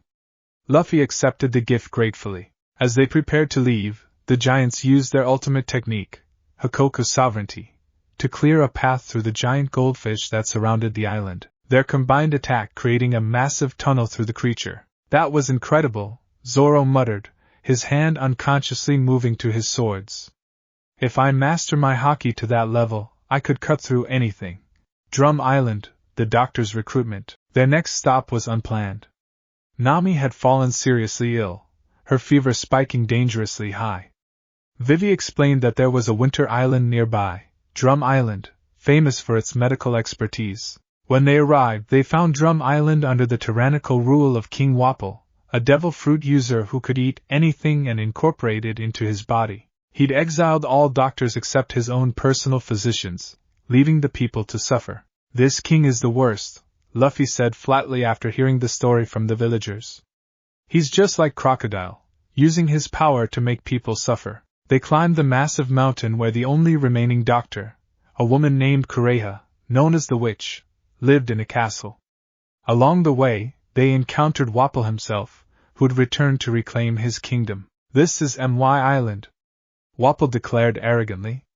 And you pirates are trespassing. I'll eat you all. Luffy didn't even break stride. Gomu Gomu no Bazooka. Wapol flew off the mountain, disappearing into the distance with a twinkle. Was that the king? Sanji asked. Yeah. He was annoying, Luffy replied simply. At the castle, they met Dr. Kureha and her assistant, a young reindeer with a blue nose who'd eaten the human fruit, allowing him to transform between reindeer and human forms. His name is Tony Chopper, Kureha explained. And he's the most gifted doctor I've ever trained. Chopper was initially terrified of the pirates, hiding behind furniture while peeking out nervously. But Luffy's friendly demeanor and complete acceptance of his hybrid nature slowly won him over. You can turn into a human? That's so cool, Luffy said genuinely. You should join our crew. We need a doctor. Don't think you can win me over with compliments, you bastard, Chopper said, but he was clearly pleased, doing a little happy dance. That's not how being reluctant works, Usopp muttered. Kureha explained Chopper's tragic past, how he'd been exiled by his reindeer herd for having a blue nose, then rejected by humans for being a monster. Only one person had accepted him completely, Dr. Hiralik, a quack doctor with a dream of curing the country's frozen heart. Hiralik had died trying to help Wapol's kingdom, sacrificing himself in a failed attempt to cure the king. His last words to Chopper were, "A man dies when he's forgotten. Go out to sea and make me proud." He wanted you to have adventures, Luffy said quietly. To live fully. To heal people and make them smile. Right, Chopper nodded, tears in his eyes. Then join us. Sail the seas. Become the greatest doctor in the world. Luffy extended his hand. That's how you honor his memory, by living the life he wanted for you. Chopper stared at Luffy's hand, tears streaming down his face. Then he placed his hoof in it. I'll join you. I'll become the greatest doctor and cure any illness. Kureha watched this with a satisfied smile. Good. That little reindeer's been moping around this castle for too long. Time he saw the world. As they left Drum Island, Chopper's pirate flag flying alongside Luffy's, Kureha fired Hiralik's special cherry blossom powder into the air. The pink snow fell across the island, a miracle that brought smiles to everyone who saw it. Thank you, Doctor, Chopper whispered, looking back at the castle. I'll make you proud. I promise. Alabasta arrival.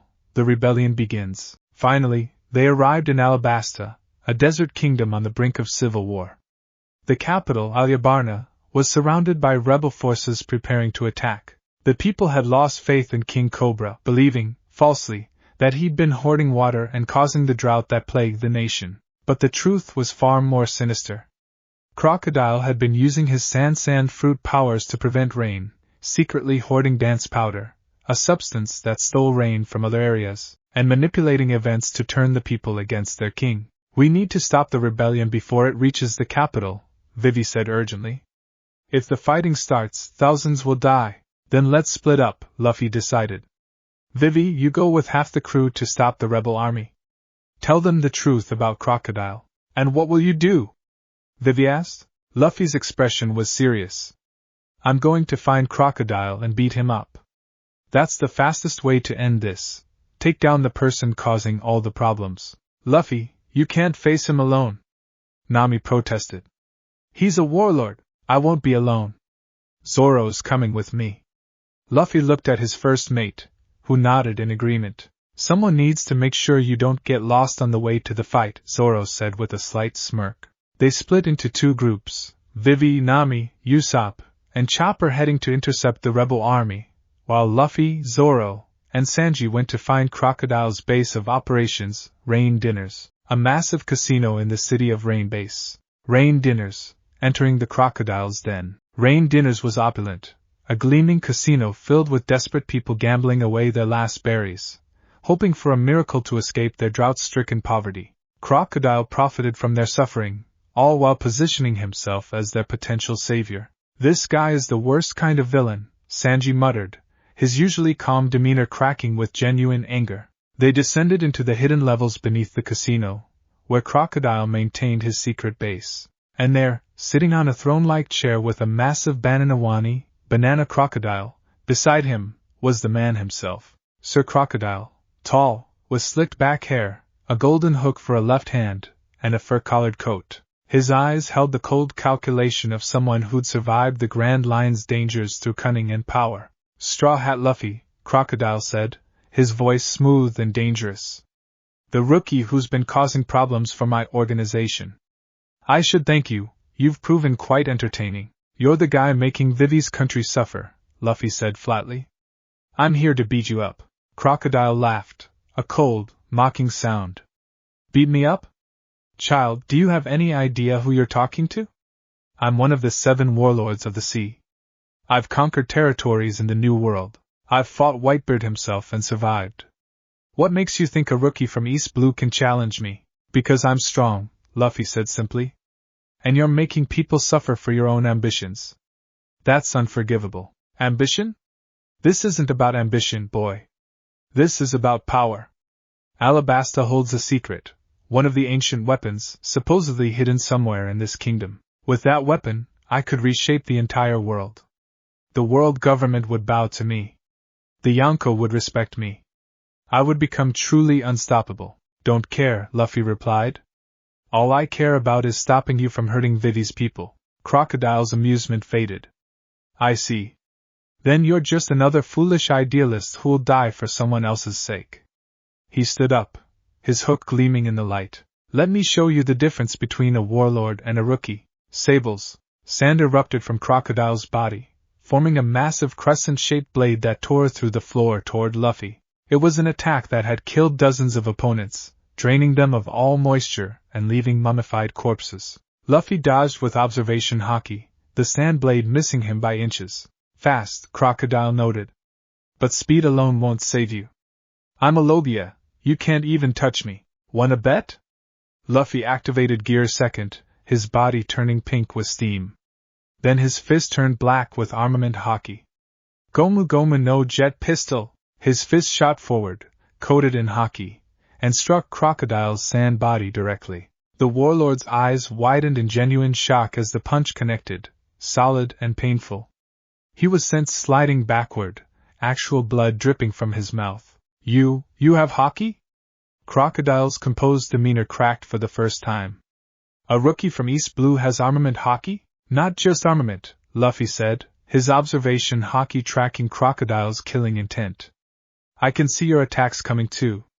And I have this." Luffy's Conqueror's Haki pulsed outward. It wasn't directed at Crocodile. The warlord's will was too strong to be affected, but the subordinates in the room immediately collapsed. "Conqueror's Haki too?" Crocodile's shock was turning to genuine concern. "What kind of monster are you?" "I'm Monkey D. Luffy," he replied with his trademark grin. "And I'm going to be king of the pirates." The battle of warlord and king. Crocodile abandoned his arrogance and fought seriously. His sand abilities were devastating. He could become intangible, drain moisture from anything he touched, create massive sandstorms, and even liquefy the ground beneath his opponent's feet. Desert Spada! A blade of sand sharp enough to cut through stone shot toward Luffy. "Gomu Gomu no balloon!" Luffy inflated his body, letting the attack pass harmlessly through his expanded form. Sables Pasado. A even larger sand blade, heavy enough to split buildings. Luffy met it head-on with his Haki-coated fist, shattering the sand construct. The battle raged through the underground base, their attacks destroying walls and collapsing corridors. Crocodile was genuinely trying now, using techniques he'd developed over decades of piracy. But he was discovering a disturbing truth: this rookie was stronger than he'd anticipated. "Much stronger." "You're good," Luffy admitted, dodging another sand attack.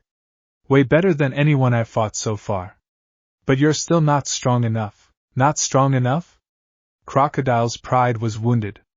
"I'm a warlord." "Yeah, but you've been sitting here in paradise, playing dictator in a small kingdom," Luffy replied.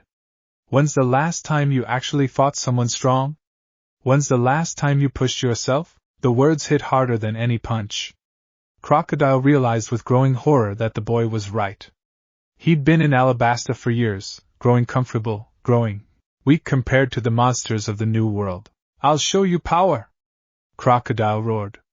Desert La Spada, his ultimate attack, multiple massive sand blades converging from all directions, impossible to dodge. Luffy activated his awakening. The sand instantly turned to rubber, the blades losing their cutting edge and becoming harmless bouncy constructs instead. Crocodile stared in absolute disbelief. You've awakened your devil fruit? At your age? Told you, Luffy said. I'm not a normal rookie. Gear 3rd, Elephant Gatling. His arms inflated to massive size, coating in armament Haki, and unleashed a barrage of devastating punches. Each strike hit with the force of a giant, and Crocodile's sand body was battered despite his Logia intangibility. The Haki allowed Luffy to strike his true form. The final punch sent Crocodile crashing through the ceiling, up through multiple floors, and out of Rain Dinners entirely.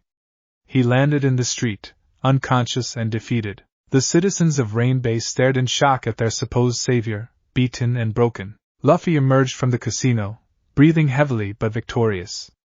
Vivi! He called out, seeing the princess arriving with the rest of the crew. It's done! Crocodile's defeated. Vivi stared at the unconscious warlord, tears streaming down her face. You actually did it. You beat one of the 7 warlords. Of course I did, Luffy replied with his grin. I promised to help you, didn't I? The truth revealed. With Crocodile defeated, the truth about the conspiracy came out. Marines arrived, led by Captain Smoker, who'd been chasing Luffy since Mocktown, and took Crocodile into custody. The world government couldn't allow a warlord's defeat and treachery to become public, so they covered it up, claiming the Marines had captured him. But the people of Alabasta knew the truth. The Straw Hat Pirates had saved their kingdom. King Cobra personally thanked Luffy and his crew, offering them anything in his kingdom. But Luffy refused. We didn't do it for a reward, Luffy said simply. We did it because Vivi is our friend. Vivi herself was torn. She wanted to continue sailing with them, to have more adventures, to see the world.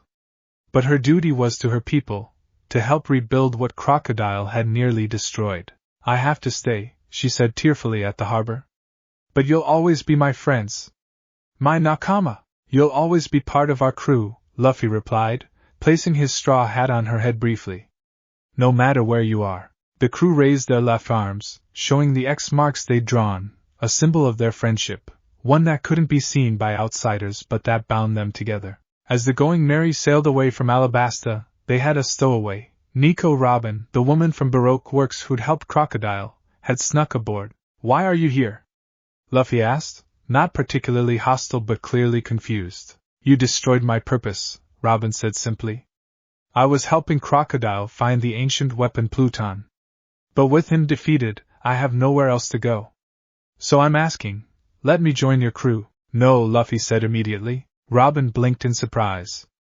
No, you help Crocodile hurt people. You can't just join because you have nowhere else to go. Luffy's expression was serious. If you want to join my crew, you need to have a dream. A real dream. Something you're willing to risk everything for.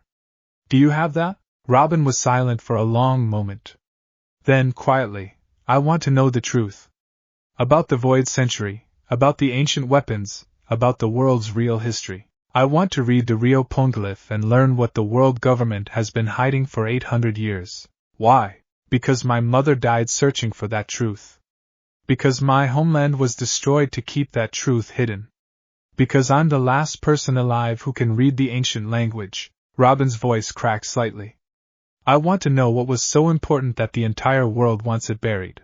Luffy studied her for a moment, then smiled. Okay. That's a good dream. You can join. Just like that, just like that. Welcome to the crew, Robin. And so the Straw Hat Pirates gained their archaeologist, sailing deeper into paradise with a growing reputation and an even bigger destiny waiting ahead. The Going Merry sailed peacefully through Paradise's waters, the crew still processing everything that had happened in Alabasta. Robin had integrated surprisingly well, spending most of her time reading in the library corner that Nami had designated for the crew's growing collection of maps and books. So, Usopp said, breaking the comfortable silence, we just defeated one of the 7 warlords. That's actually insane when you think about it. Luffy made it look easy, Chopper commented, his admiration clear. He's so strong. It wasn't that easy, Luffy corrected, lying on the deck with his hands behind his head. Crocodile was tough. His sand powers were tricky, and he had a lot of experience. If I'd fought him a year ago, I probably would have lost. But you didn't fight him a year ago, Zoro pointed out. You fought him now, and you won. That's what matters. Their conversation was interrupted by something falling from the sky. A massive galleon, ancient and rotting, crashed into the ocean nearby with a tremendous splash. A ship fell from the sky. Usopp screamed. That's impossible, Nami said, but the evidence was right in front of them. Ships don't just fall from the sky. They investigated the wreckage and found something remarkable. A skeleton with wings, wearing ancient clothing and carrying a map. The map showed an island called Skypia, supposedly located 10,000 meters above the ocean. A sky island? Luffy's eyes sparkled with excitement. That's so cool. Let's go there. How are we supposed to get 10,000 meters up? Nami protested. That's impossible. Nothing's impossible, Luffy declared. If there's a sky island, there has to be a way to reach it. Their next stop was Jaya, an island known for its lawless town of Mocktown where pirates gathered. The island was shaped like a skull with part of its jaw missing, blown off by some ancient catastrophe. In Mocktown's tavern, they encountered Bellamy the hyena, a pirate with a 55 million berry bounty who'd eaten the spring fruit. He was holding court, mocking anyone who believed in dreams and legends. Sky Island? Bellamy laughed when he overheard their conversation. You actually believe in that fairy tale? The age of dreams is over. This is the era of realism. Only fools chase impossible legends. It's not impossible, Luffy said quietly, his usually cheerful demeanor fading. Dreams aren't stupid. They're what make life worth living. What did you say, kid? Bellamy's crew turned hostile. Before the situation could escalate, an enormous man sitting in the corner spoke up. The boy's right. Dreams never die. The man stood up, over 10 feet tall, with a massive build, missing teeth, and 3 flintlock pistols at his belt. This was Marshal D. Teach, though he introduced himself simply as Blackbeard. A man's dream will never end, Blackbeard declared, raising his tankard. Ain't that right, Straw Hat? Luffy studied this man carefully, his observation Haki picking up something strange. 2 presences, overlapping but distinct, coming from the same person. Something's not right about him, Luffy thought. Yeah, Luffy agreed cautiously. Dreams never end. Blackbeard laughed his distinctive Zehahaha laugh. You and your crew got some spirit. I like that. But let me give you some advice. Be careful in the sky. There are monsters up there that'll test everything you believe in. How do you know about Sky Island? Robin asked, her historian's curiosity piqued. I've been around, Blackbeard replied cryptically. I've seen things most pirates never will. And I can tell, you've got the potential to see them too, Straw Hat. Don't let anyone tell you your dreams are worthless. As they left the tavern, Bellamy and his crew attacked, apparently offended by Luffy's naive belief in dreams. Bellamy used his spring powers to bounce around at high speeds, delivering rapid-fire attacks. Luffy didn't even activate Gear Second.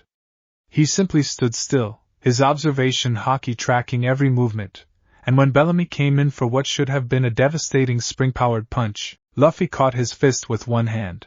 You're not worth fighting seriously, Luffy said, then punched Bellamy once.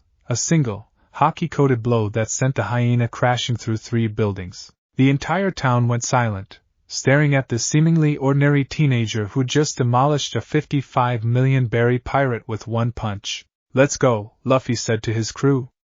We need to find a way to the sky. The knockup stream. They found their guide in an unexpected place. A man living in a shack shaped like a pumpkin at the edge of Jaya's jungle. His name was Montblanc Cricket, and he was obsessed with proving that the legendary city of gold, Shandora, had existed and been blown into the sky 400 years ago. You want to reach Sky Island? Cricket asked, studying them carefully. Most people who try die. The knockup stream, a massive geyser that erupts unpredictably, is the only way up. And if your timing is off by even a second, the current will tear your ship apart. Sounds fun, Luffy said enthusiastically. Fun? Nami shrieked. He just said we'll die. Cricket, Robin said thoughtfully. You're a descendant of the explorer Mont Blanc Nolan, aren't you? The liar Nolan from the children's story. Cricket's expression darkened. Yeah. My ancestor was executed for lying about finding a city of gold. But he wasn't lying. Shandora was real. It just got blown into the sky during the knockup stream 400 years ago. I've spent my life trying to prove it. Then we'll prove it for you, Luffy declared.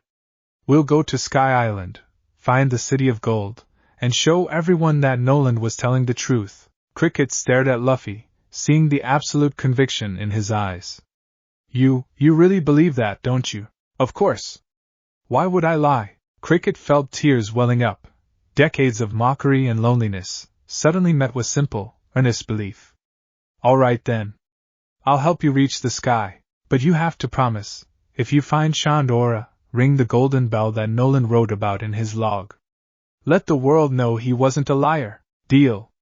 Luffy extended his hand, and Cricket shook it firmly. With Cricket's help, they modified the Going Merry for sky travel and waited for the knockup stream. But they were attacked by Bellamy's superior officer, Don Quixote da Flamingo, one of the 7 warlords of the sea, who'd come to deal with Bellamy's failure. Da Flamingo was terrifying, tall, wearing a pink feathered coat, and possessing the string fruit that let him control people like puppets. With a simple gesture, he forced Bellamy to attack his own crew, demonstrating absolute control. So you're the rookie who defeated Crocodile, Da Flamingo said, studying Luffy with interest. You don't look like much. But appearances can be deceiving, can't they? Why are you here? Luffy asked, his body already tensed for combat. Just tying up loose ends. Bellamy was useful for a time, but he's outlived his purpose. Da Flamingo's smile was cruel. Though I'm curious about you, Straw Hat. That fruit you ate, the Gomu Gomu no Mi, it's quite special, isn't it? Luffy's eyes narrowed. What do you know about my fruit? More than you might think. Da Flamingo's fingers twitched, and invisible strings shot toward Luffy. Let's see how special you really are. The strings wrapped around Luffy's limbs, trying to control his movements like a puppet. But Luffy's armament Haki hardened his body, and the strings couldn't penetrate. Interesting, Da Flamingo mused. You have Haki. No wonder you beat Crocodile. But can you use it against this? Da Flamingo's Conqueror's Haki erupted, clashing with Luffy's own. The beach they stood on cracked under the pressure of 2 supreme wills colliding. Fufufa. Da Flamingo laughed, clearly impressed. Conqueror's Haki too. You're full of surprises. But you're not ready to fight me yet, little rookie. Grow stronger, reach the new world, and then maybe we'll have a proper battle. With that, Da Flamingo departed, leaving Luffy frustrated. He'd sensed the warlord's strength. Da Flamingo was significantly more powerful than Crocodile had been. Not yet, Luffy thought. I'm not strong enough to beat him yet. But I will be. The knockup stream erupted right on schedule, and the Going Merry rode the massive geyser up into the sky. The ride was terrifying, the ship creaking and groaning under the pressure, everyone holding on for dear life as they climbed higher and higher through the clouds. Finally, they burst through the cloud layer into a completely different world. Skypia, the island in the clouds. The Sky Island was beautiful beyond description. The ground was made of clouds, solid island clouds that could be walked on. The trees grew from these clouds, strange and alien, and everything was suffused with a golden light that seemed to come from the very air itself. It's real, Nami whispered, tears in her eyes. Sky Island is real. They quickly learned about the island's strange properties. Everything was lighter here due to the altitude, making their movements feel strange. The inhabitants wore wings on their backs, though they couldn't actually fly with them, and referred to regular people as blue sea dwellers. But Skypia was in turmoil. The island was divided between the native Shandora people who wanted to reclaim their homeland, and the Sky people who'd settled there over the centuries. Ruling over all of them was Enel, a man who declared himself God and used his Goro Goro no Mi, the lightning fruit, to terrorize anyone who opposed him. Another dictator, Luffy said flatly after learning about Enel. Why are there so many people who use their power to make others suffer? They met the Shandora warriors, including their chief, Wiper, who wielded a burned bazooka and had a fierce hatred for Enel. The Shandora had been fighting for 400 years to reclaim Upper Yard, the part of Skypia that had actually been Jaya's missing section, blown into the sky with the city of Shandora inside it. We'll help you, Luffy declared. We'll defeat Enel and help you reclaim your homeland. We don't need help from Blue Sea dwellers, Wiper said harshly. But he recognized strength when he saw it. This boy had presence, the same kind of overwhelming aura that Enel possessed. The crew explored Upper Yard, discovering the ruins of the golden city of Shandora hidden within the jungle. Ancient structures covered in gold, massive stone monoliths with undecipherable writing, and at the center of it all, a massive golden bell, silent for 400 years. The city is real, Robin breathed, running her hands over a poneglyph, an ancient stone with the extinct language carved into it. Mont Blanc Noland wasn't lying. Shandora existed, but their exploration was cut short by Enel himself. He appeared in a flash of lightning, tall, with long earlobes, a golden staff, and an expression of absolute arrogance. 4 drums were built into the ring on his back, and electricity crackled constantly around his body. So, Enel said, his voice echoing with power, the Blue Sea intruders have come to my domain. How amusing. Do you know what happens to those who defy God? You're not a god, Luffy said flatly. You're just a guy with a strong devil fruit who's too scared to face real pirates, so you bully people on a sky island. Enel's perpetual smile twitched. Scared? I am God. I can destroy this entire island with a thought. I can see everything through my mantra, what you call observation haki. I know every move you'll make before you make it. Then you should know I'm going to beat you up, Luffy replied. Insolent. Enel raised his hand. 60 million volt vari. Lightning erupted from his palm, enough electricity to instantly kill a normal person. It struck Luffy directly, and Luffy just stood there, completely unaffected. For the first time, Enel's smile vanished. What? How? I'm made of rubber, Luffy explained. Lightning doesn't work on me. So your god powers are pretty useless here. Enel's shock turned to rage. Impossible. I am God. My power is absolute. He attacked with increasing desperation. 100 million volt vari, El Thor, Thunder Beast, each lightning attack more powerful than the last. None of them worked. Rubber was the perfect natural counter to lightning, but Enel wasn't helpless. His physical abilities were still formidable, and his observation haki was incredibly advanced. When Luffy attacked, Enel could see it coming and dodge, even without his lightning powers. You may be immune to my lightning, Enel said, his composure returning, but I can still see every attack before you make it. My mantra surpasses any Blue Sea dwellers. I can predict movements from miles away. He demonstrated by dodging every punch Luffy threw, his observation haki so refined that he moved before Luffy's fists even launched. This could be a problem, Zoro muttered, watching the exchange. No, it's not, Luffy said, stopping his attacks. I have observation haki too. And mine's about to get better. What followed was less a fight and more a learning experience. Luffy pushed his observation haki to its limits, trying to predict not just Enel's current movements, but his future ones. Enel did the same, both fighters essentially having a haki battle, while their physical combat seemed almost secondary. You're improving, Enel admitted grudgingly. Your mantra is adapting even as we fight. But you're still too slow. He struck Luffy with his golden staff, the haki-coated weapon able to hurt even a rubber body. Luffy countered with his own haki-coated punch, and they exchanged blows that shook the entire upper yard. Then Luffy did something unexpected. He activated his awakening. The clouds beneath them turned to rubber. The trees became elastic. Even the golden structures took on a bouncy quality. Enel found his footing unstable, his movements suddenly unpredictable as the environment itself worked against him. What is this? Enel demanded, struggling to maintain balance on the rubber clouds. Devil Fruit Awakening, Luffy explained. I can turn everything around me into rubber. Makes fighting a lot easier. He activated Gear Second, his speed increasing dramatically. Even with observation haki, Enel struggled to track the accelerated movements, and when Luffy combined Gear Second with his awakening, using the rubber environment as springs to bounce unpredictably, Enel's predictions became unreliable. Gomu Gomu no Red Hawk. The flaming punch connected, Haki allowing it to bypass Enel's Logia intangibility. The god of Skypia was sent flying, crashing through several golden structures, but Enel wasn't finished. He revealed his trump card, a massive flying ship called the Arc Maxim, powered by his electricity. He planned to destroy all of Skypia and travel to the fairy Verth, the moon, to rule over a new kingdom. If I can have this Sky Island as my kingdom, then no one will. Enel declared, activating the Arc Maxim's weapon systems. You're just throwing a tantrum because you're losing, Luffy said, jumping onto the Arc Maxim. That's pathetic. Their final battle took place on the flying ship, high above the cloud sea. Enel went all out, using his most powerful technique, 200 million Voltamaru, transforming himself into a massive thunder god. Luffy responded with Gear Third, inflating his arm to enormous size. Gomu Gomu no giant pistol, but even that wasn't enough. Enel's Amaru form was too large, too powerful.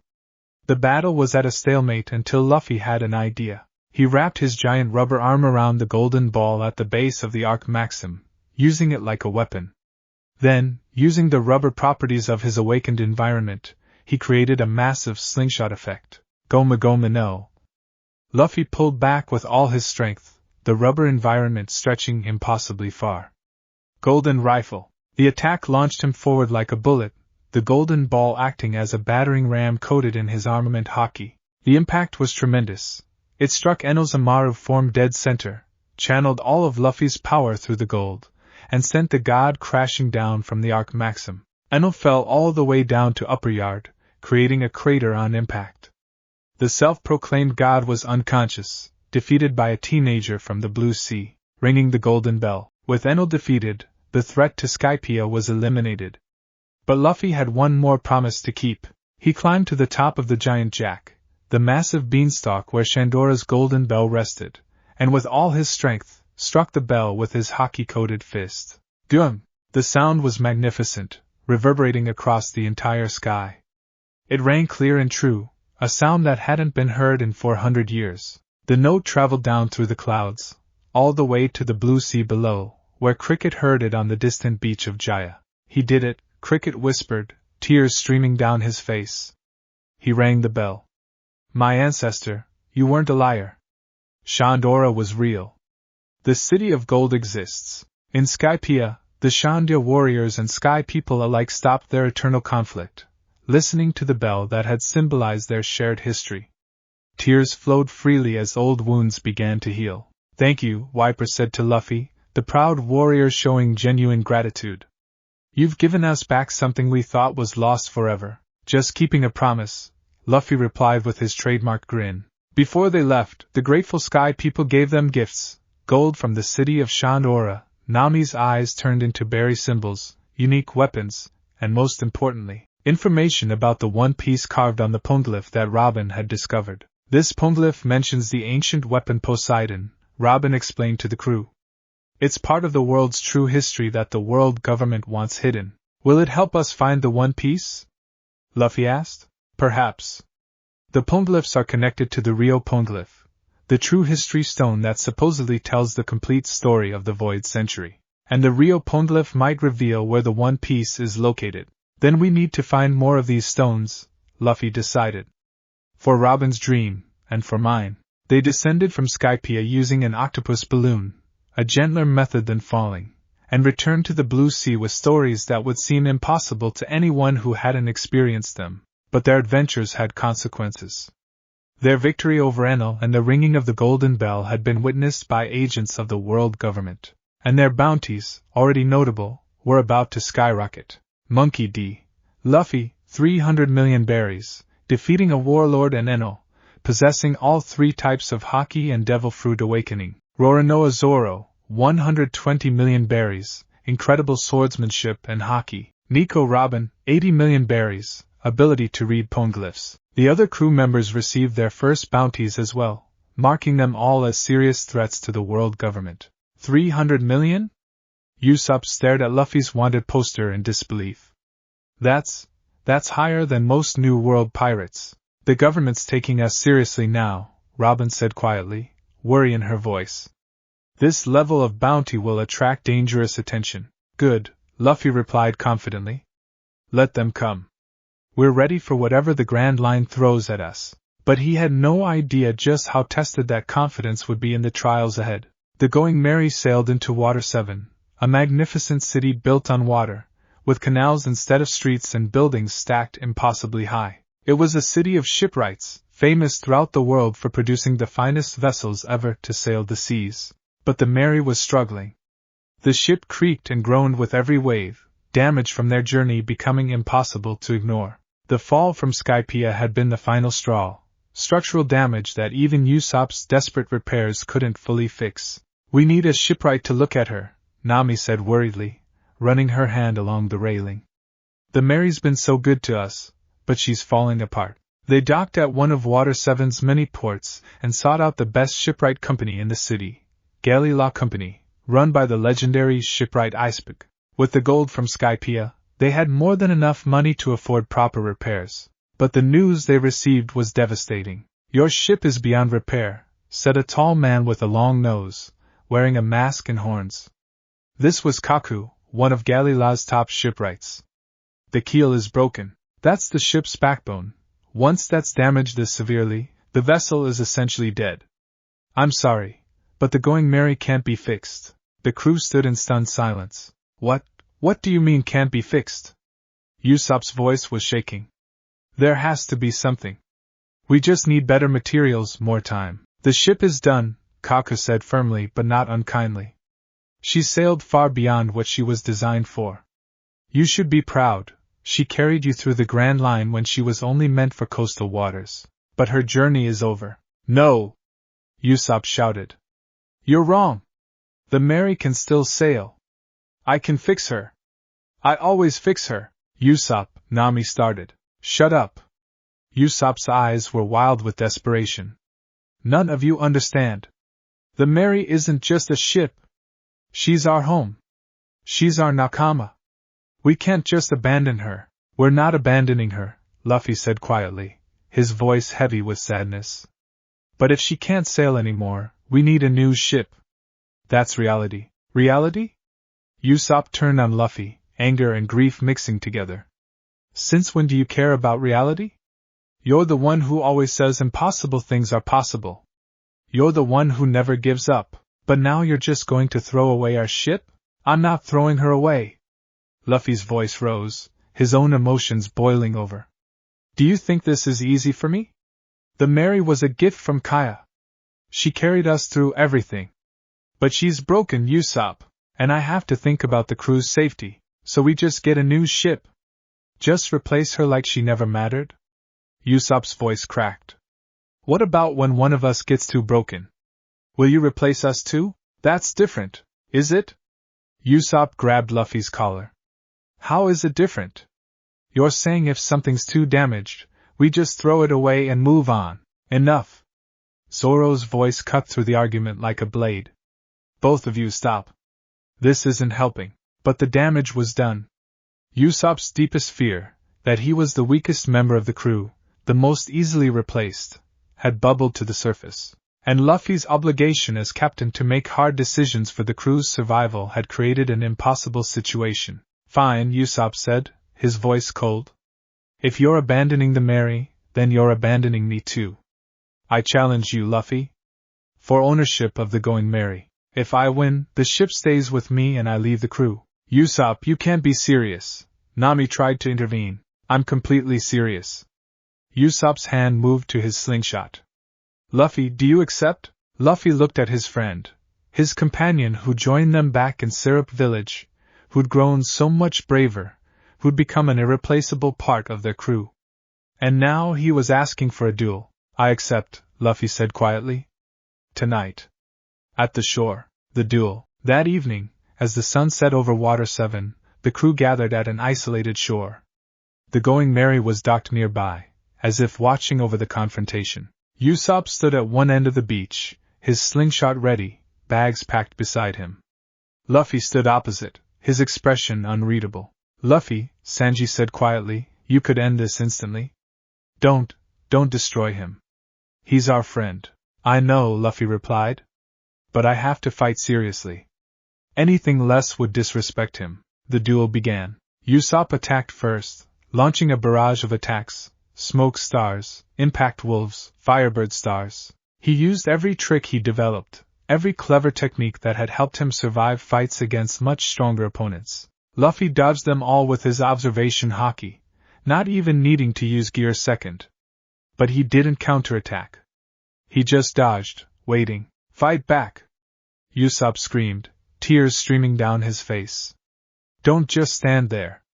Fight me! I am fighting, Luffy said. I'm fighting the hardest battle I've ever fought, holding back when I want to use my full strength to show you how much I respect you. I don't want your respect. Usopp unleashed his special technique. Super Smoke Star. The smoke engulfed the entire beach, and within it, Usopp used his knowledge of Luffy's fighting style to set traps. Caltrops that even rubber feet would step on.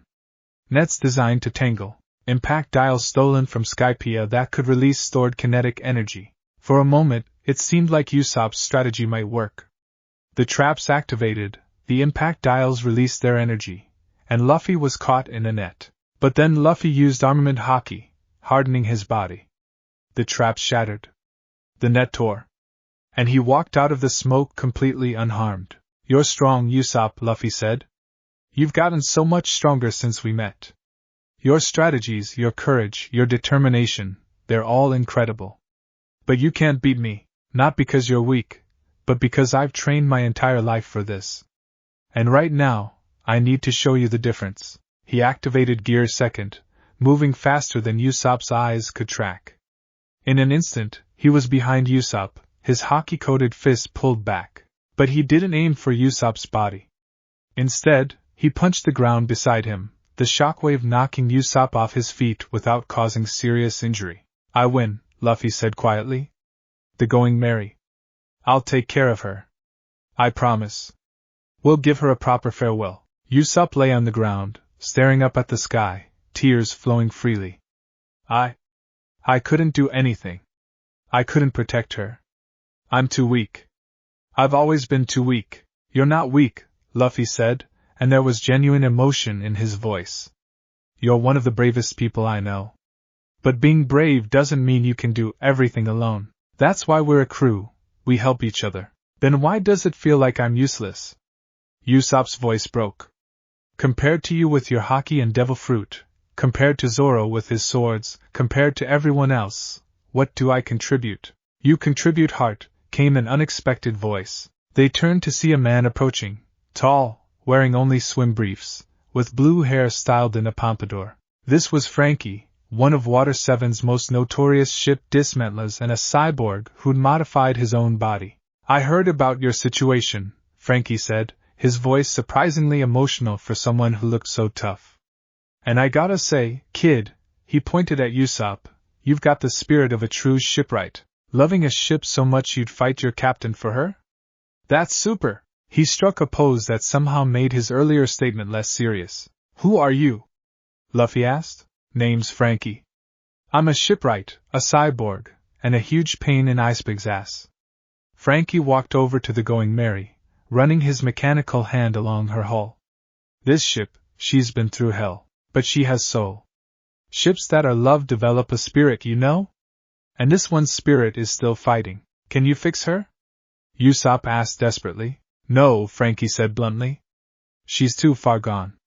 But, he looked at Luffy. I can build you a new ship. One that can handle anything the Grand Line throws at it. And we can incorporate parts of the Mary into the new design, so she lives on in your next vessel. Really? Luffy's eyes lit up. Really? But it'll take time and a lot of money. We have money! Nami immediately pulled out their bag of Skypian gold. We can pay whatever it costs. Before they could discuss further, chaos erupted in Water 7.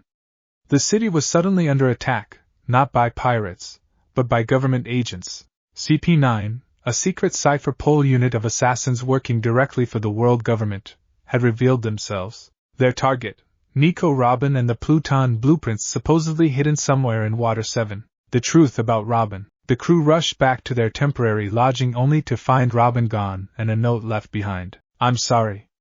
This is goodbye. Don't try to follow me. What does she mean? Nami demanded. Why would she leave? The answer came from an unexpected source, ISSEI, who'd been attacked by CP9 agents. The government agents had been undercover in Water 7 for 5 years, working as shipwrights while searching for the Pluton blueprints. And they'd finally made their move. They're taking Robin to ISSEI's lobby, ISSEI explained, his injuries being tended by Chopper. The judicial island where the world government judges criminals. But there is no justice there, only death sentences. Anyone taken to ISSEI's lobby never returns. Why Robin? Luffy asked, his voice dangerously quiet. Because she can read the poneglyphs. The government wants to use her to find the ancient weapons, and then they'll execute her to ensure the knowledge dies with her. And she just let them take her? Sanji's fists were clenched. Why wouldn't she fight back? Because CP9 threatened all of you, came a weak voice from the doorway. Usopp stood there, having followed them despite their earlier fight. I overheard everything. They told Robin that if she resisted, they'd issue a buster call on Water 7, a military attack that would kill everyone in the city. She surrendered herself to save us. To save everyone. The crew stood in stunned silence, processing this information. Then Luffy spoke, his voice carrying absolute conviction. We're going to ISSEI's lobby. We're getting Robin back. Luffy, Zoro said carefully, ISSEI's lobby is a world government facility. If we attack it, we'll be declaring war on the entire government. There's no coming back from that. I don't care, Luffy replied. Robin is our nakama. She's part of our crew. And nobody takes our nakama. Not pirates, not warlords, not the world government itself. His Conqueror's Haki leaked out unconsciously, the sheer force of his will making the building shake. Everyone in the room felt it. The absolute determination of someone who would fight the entire world if necessary. That's insane, Frankie said, but he was grinning. The world government has tens of thousands of soldiers, hundreds of warships, 3 admirals who are basically monsters in human form, and authority over the entire world. And you're saying you'll fight all of that for one crew member? Yes, Luffy said simply. Super. Frankie struck another pose. Count me in. I've got my own beef with the world government anyway. Me too, Usopp said quietly, stepping forward. Luffy. I'm sorry. About everything. About the Mary, about the fight, about doubting us. But Robin saved my life back in Alabasta, and I can't let her sacrifice herself for us. Usopp. Luffy's expression softened. But I can't come back as Usopp, he continued, pulling out a mask he'd apparently made. Not after leaving the crew. So I'll come back as someone else. Someone brave.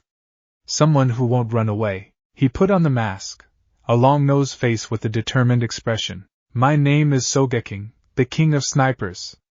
And I'm here to help save Robin. The disguise fooled absolutely no one, but the crew had the wisdom not to point it out. Then let's go, Luffy declared. Everyone get ready.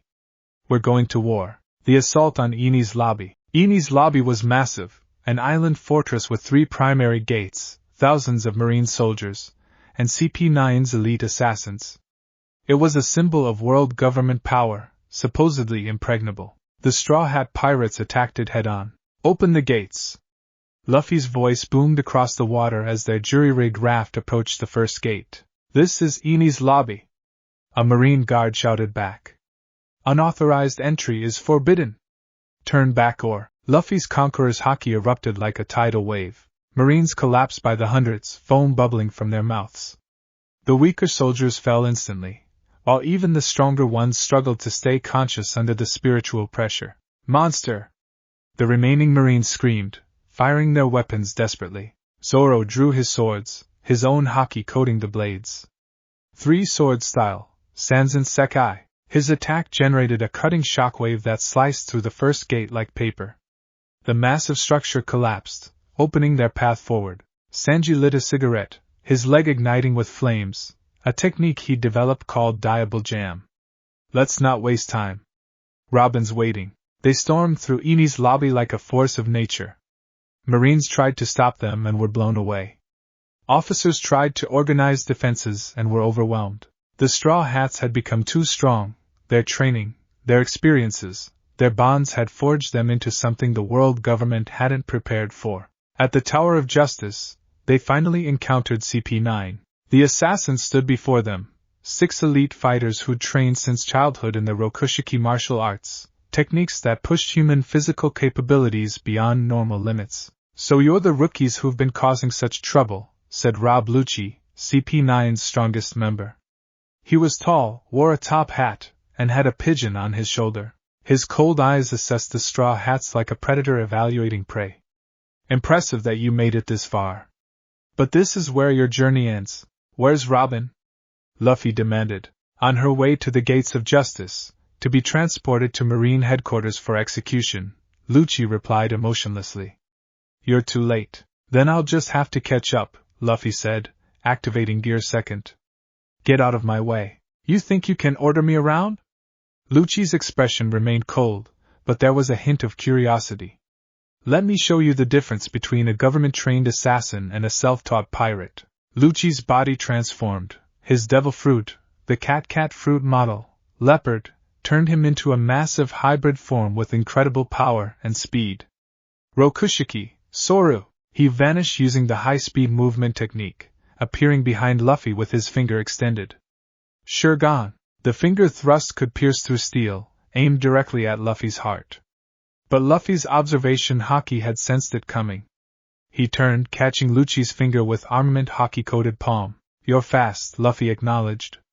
"But I've fought faster." He pulled Lucci forward and delivered a Haki-coated punch. Lucci used Tekai, the iron body technique, to harden his body, but Luffy's armament Haki bypassed the defense. The CP9 agent was sent flying through a wall. "Impossible," Lucci muttered, wiping blood from his mouth. "Your Haki. It's far beyond what a rookie should possess." "Stop calling me a rookie," Luffy said, cracking his knuckles. "I trained for 10 years with people who could destroy this island with a thought." "You're strong, but you're not that strong." The other CP9 members attacked simultaneously, trying to overwhelm Luffy with numbers. But the Straw Hats intercepted them. Zoro faced Kaku, the giraffe Zoan user with incredible cutting power. Sanji fought Jabra, the wolf Zoan user who combined Rokushiki with devil fruit abilities. Nami battled Califa using her perfect climate act and newfound weather manipulation skills. Chopper took on Kumadori with his multiple transformation forms, and Sogeking provided support with precision shots that disrupted enemy formations. Frankie, having joined them for the assault, fought against Fukuro while simultaneously protecting the weaker members. The battles were intense. CP9 had trained for decades, perfecting techniques that made them superhuman. But the Straw Hats had something more: bonds forged through shared adventures, the determination to save their nakama, and Luffy's leadership that brought out everyone's best. Luffy versus Lucci, the true battle. While his crew fought, Luffy pursued Lucci through the Tower of Justice. Their battle devastated entire floors, each clash of Haki and technique creating shockwaves that shook the massive structure. "You're strong," Lucci admitted, his cold demeanor cracking slightly. "Stronger than any rookie I've encountered.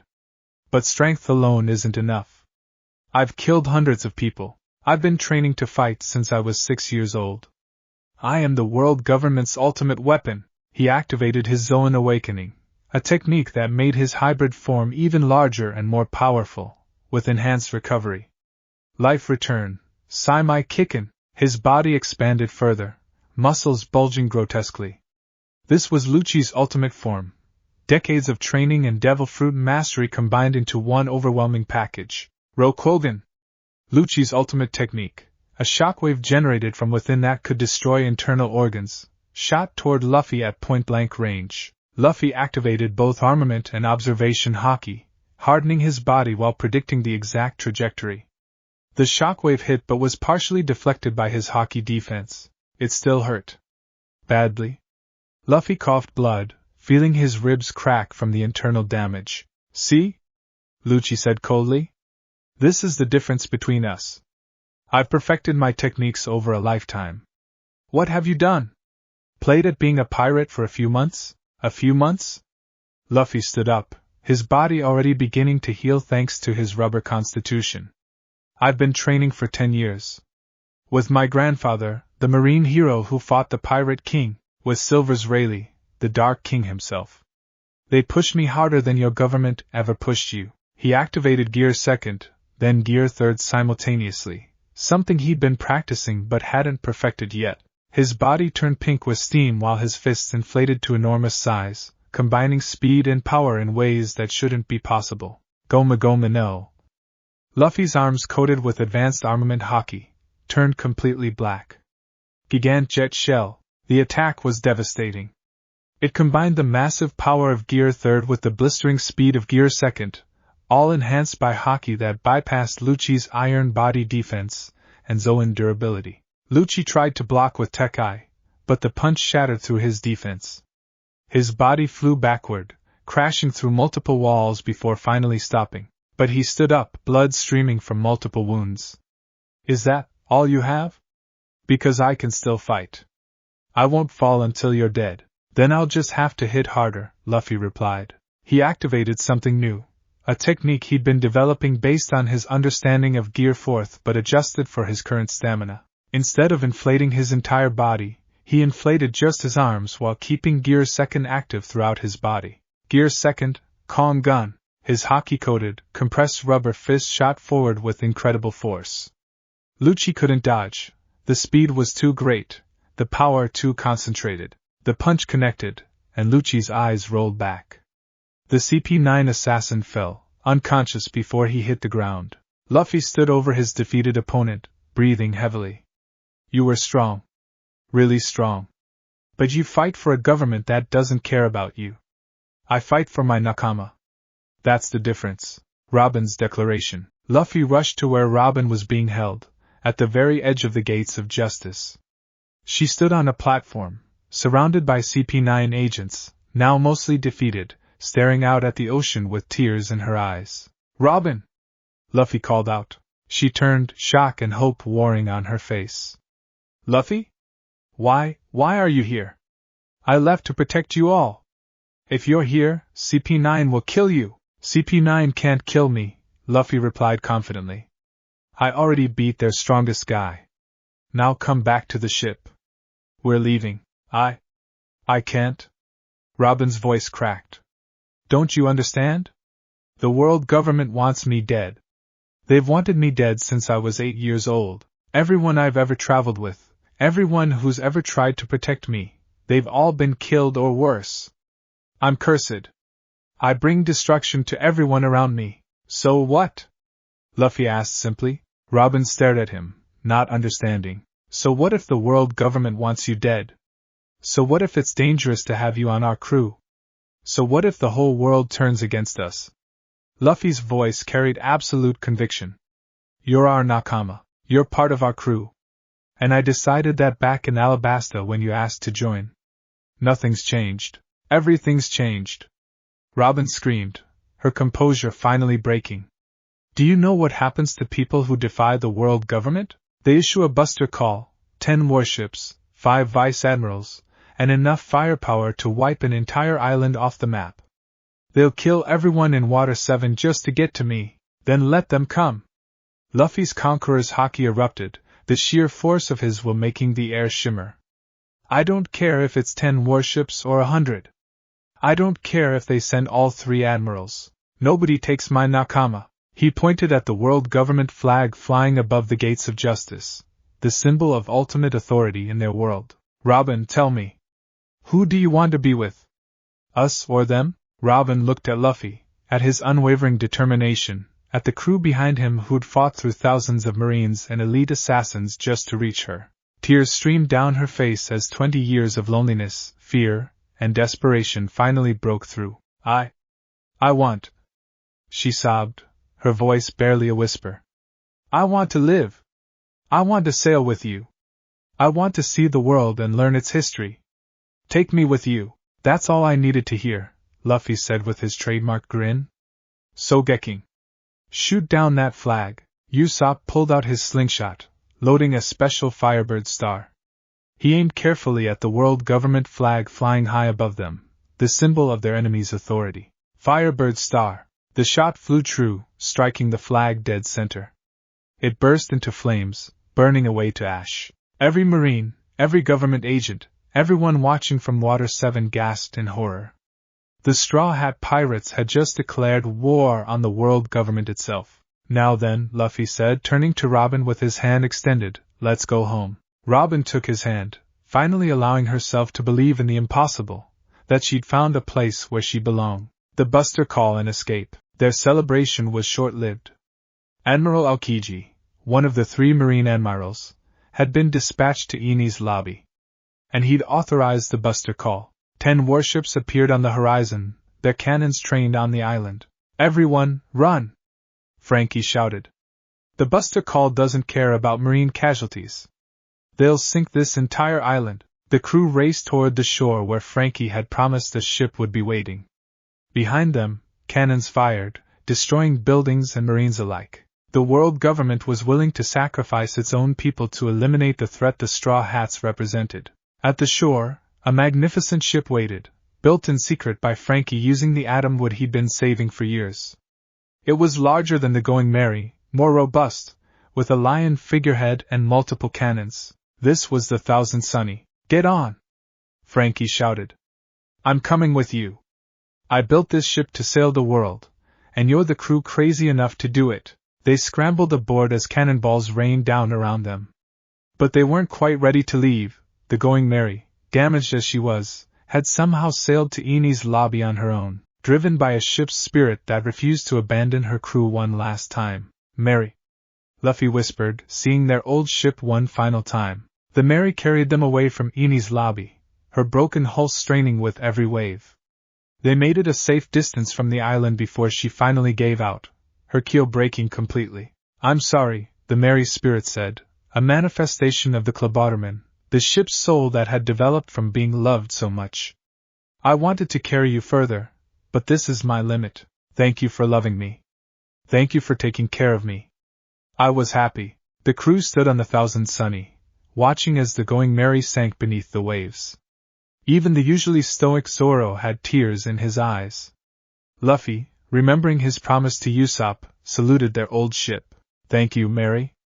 You were the best ship we could have asked for. As the Merry disappeared beneath the surface, they sailed away on the Thousand Sunny, a new ship for a new chapter of their journey. They'd declared war on the world government, their bounties would skyrocket, and the entire world would soon know the name Straw Hat Luffy. But they'd also proven something more important, that their bonds were unbreakable, that they would fight the entire world for their nakama, and that no power in existence could make them abandon each other. The Water 7 saga had tested them in ways that raw power couldn't solve. And they'd emerged stronger not just individually, but as a crew.